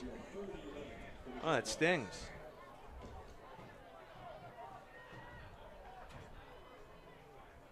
Still with the clock at 2:26 remaining. I would think you would run 2 plays here. Keep it on the ground. Try to make the first down because you're still asking the other offense to score twice in 2 minutes. Haven't been necessarily moving the field that quickly today. So on 3rd and 11, Cousins throws deep for A.J. Pass is incomplete over his head. And Cade Smith was right there to deliver the hammer blow just in case the pass was completed. So they went for A.J. up top. And that also helps Hartnell a tiny bit, too, because the clock stops with 2:20 left. And my thinking was kind of along the lines of if you run a play that gets you 4 yards, 5 yards, 6 yards, keeps the clock moving or forces them to use a timeout, then maybe you go for it. Trent and the rest of the offense are over talking to the coaching staff to determine what may be next. Jim Winkler chatting to the defense. and 2:20 left. San Jose leading by a count of 19-7. They've never trailed in the game. Their lead was 13-0 at one point in the first half. A Cade Smith touchdown pass made it 13-7, and we were there for a long time until the recent TD reception by A.J. Jones. So the ball sitting on the 49-yard line after a delay of game penalty backs it up 5 more yards. So this gives your punter more room to punt. Jaden Self's on the field now. It'll be 4th and 16, and San Jose was going to take that delay of game all along. They were basically using it as a timeout. They didn't care about the 5 yards. Back judge coming in here.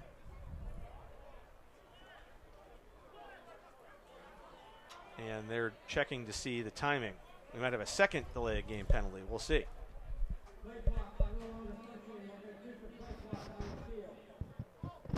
Play clock is malfunctioning. That's never a good sign. It was doing so well. I mean, this is the 4th quarter of the last game. Now things aren't going to work. Aw, darn.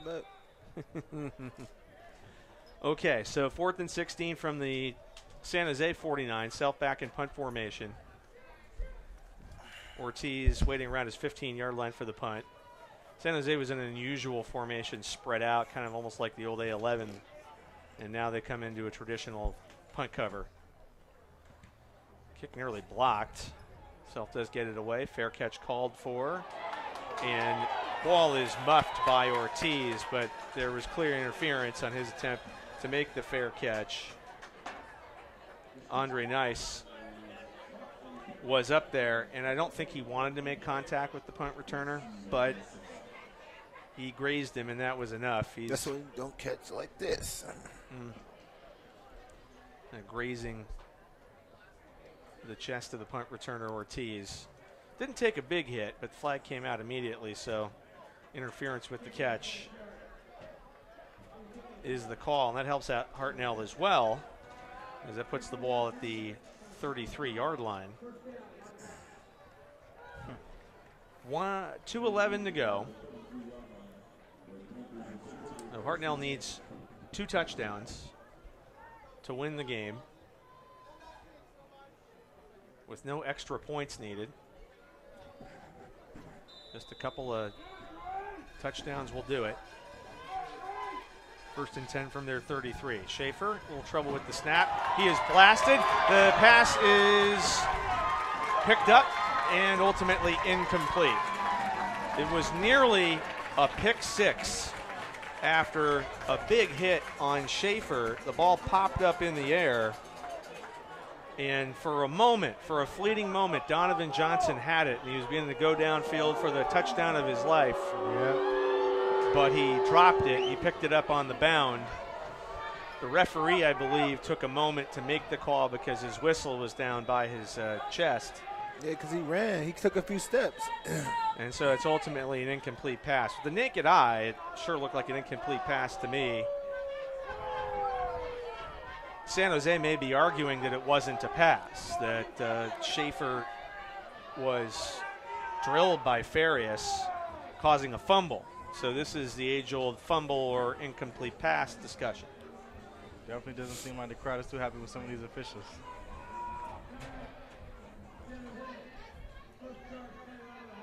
San Jose calls timeout to regroup because, of course, Jaguars are celebrating what they thought was a signature defensive touchdown to end the ball game. And if you believe that Schaefer's arm is going forward, we have no way of knowing that, then the call on the field was right. I think Jim Winkler has come out to talk to the White Hat about it. His argument is that, hey, that was a fumble forced by my guy making a blindside hit.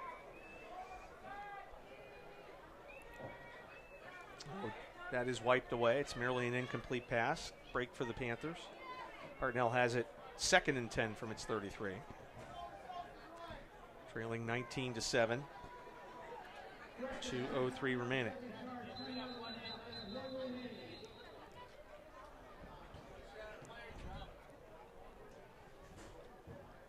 We're not sure if a sideline warning's been issued to Hartnell or not, but we proceed.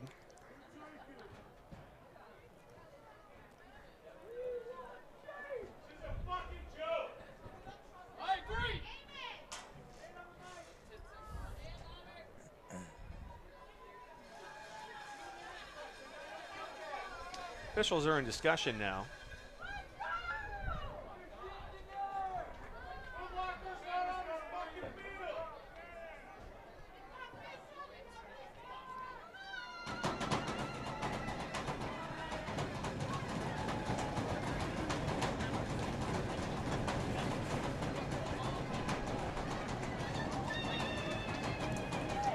They have finished their discussion. Team meeting. Feel like Gary Cole in Office Space, my coffee cup.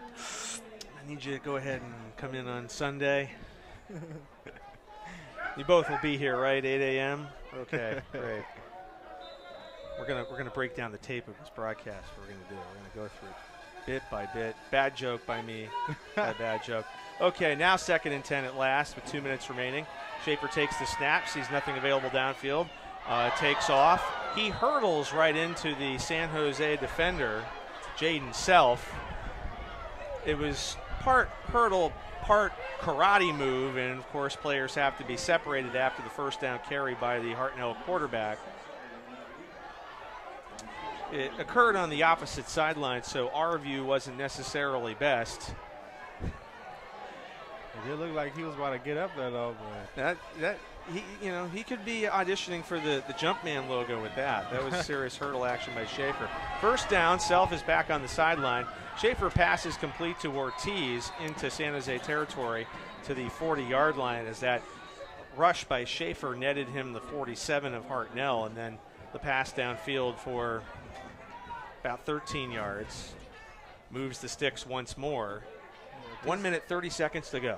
Ortiz had a good little spin move to miss one of the tackles. We'll see who took this timeout.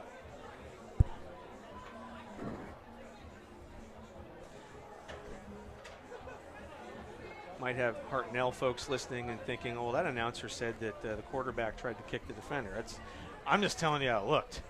I don't think he was trying to do that at all. If he can figure out how to do that, then I guess he sign him up for the hurdles. The timing was wrong because he didn't go for a tackle. Yeah, no, it was Jaden Self was standing there, and Adam Schaefer had already left the ground, so it was going to be one of these immovable object, irresistible force kind of plays. But football is not a contact sport; it's a collision sport. These things are going to happen. So. End result, Hartnell, after the pass to Ortiz and the timeout, board isn't telling us which team took it. It was the Panthers. They have one left. 90 seconds remaining. Panthers down 12. Schaefer tossing for the end zone. Going to be intercepted by the Jaguars, and that will do it. The intercepting player was dragged back into the end zone. Then there's a lateral, another lateral. The ball is in the end zone. This is remarkable. It's returned out of the end zone by San Jose. It's Coley Smith carrying it back to the 25 to 30, the San Jose 35, 36-yard line. Flag down at the end of the play. There was a flag down in the end zone after the interception. The interception was made by Isaac Hawkins. Hawkins caught the ball around the 4 or 5 yard line, tried to return it, beat a tackle by the Hartnell player, then flipped the ball up in the air. A teammate picked it up. That teammate was about to go to ground. I want to say that was Bush. And the second lateral laid on the ground underneath the goalposts. Alarm bells going off in the San Jose coaches' heads. But it was ultimately picked up by Smith and run out to the 35-yard line or so. So the officials have plenty to sort out now. They definitely said that there's some definitely good chemistry on the teammates, able to figure out who's going to throw the ball, where they're going to pick it up. It's one of those plays that gives you goosebumps. That was like a fumble Rooski style thing where it's like, okay, that's the be there play. Like, okay, I'm going to leave the ball, you better be there. What was he doing in the longest yard play? Oh, there you go. Oh, my goodness. football officials sit in meetings for months over the course of their officiating career for years and go over plays, and they may never get a play like that ever again. We may never see a play like that ever again. All right, we'll find out what they've got. It will be San Jose ball, I know that much.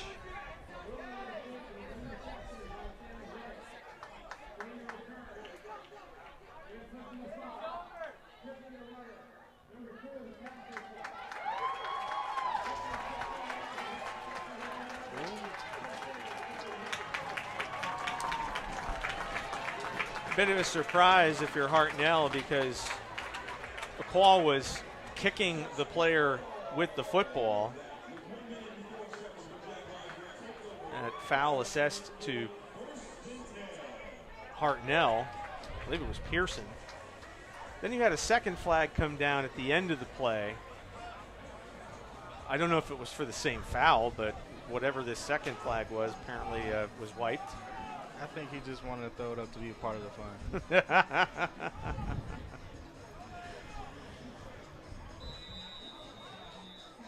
And Pearson is discussing with the official the nature of the foul he was called for. Well, the return did indeed get Smith out to the 36-yard line of the Jaguars, because the personal foul was marched off to the Hartnell 49. And we have 1 minute, 4 seconds left. Panthers out of timeouts. And Jaguars going into victory formation on the 50-yard line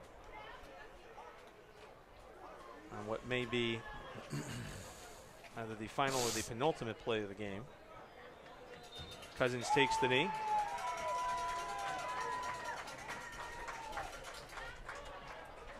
Defensive battle, as we said, guys, but San Jose making enough plays to prevail, and Hartnell had to throw it down at that point. They had to go and take their shot downfield. San Jose defense was ready for it with the interception. Seems like they're letting the clock run out. And this will be the final play of the game. Cousins to take one more knee, and the game is over. The final score from Jaguar Stadium in the regular season finale and sophomore day for the SJCC program. San Jose City College 19, Hartnell College 7. Oh, shit.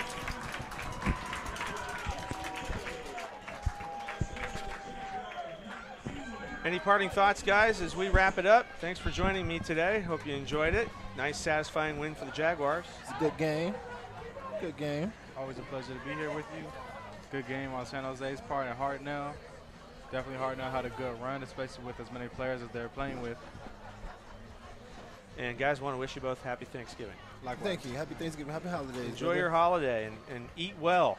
Yes, sir. Eat well, and we'll enjoy some football, of course, on the tube also. Niners Seahawks, Thanksgiving night. Don't Yes, forget. sir. Yes, sir. Folks, it's been a pleasure being with you here this afternoon. I want to thank broadcast partners Richie Garcia and Aaron Sanders, Claudia Eisman, the instructor of broadcasting here at the college, as well as Daniel Gutierrez, Daniel Garza, with the SJCC administration, Lamel Harris, director of athletics, for his support as well. Thanks to you for listening. Once again, our final score from Jaguar Stadium this afternoon in the 3C2A Golden Coast regular season finale. It was the San Jose City College Jaguars 19 and the Hartnell College Panthers 7. All of us here at SJCC and KJCC Radio. This is Scott Armstrong saying so long. Have a good night. Thanks for listening.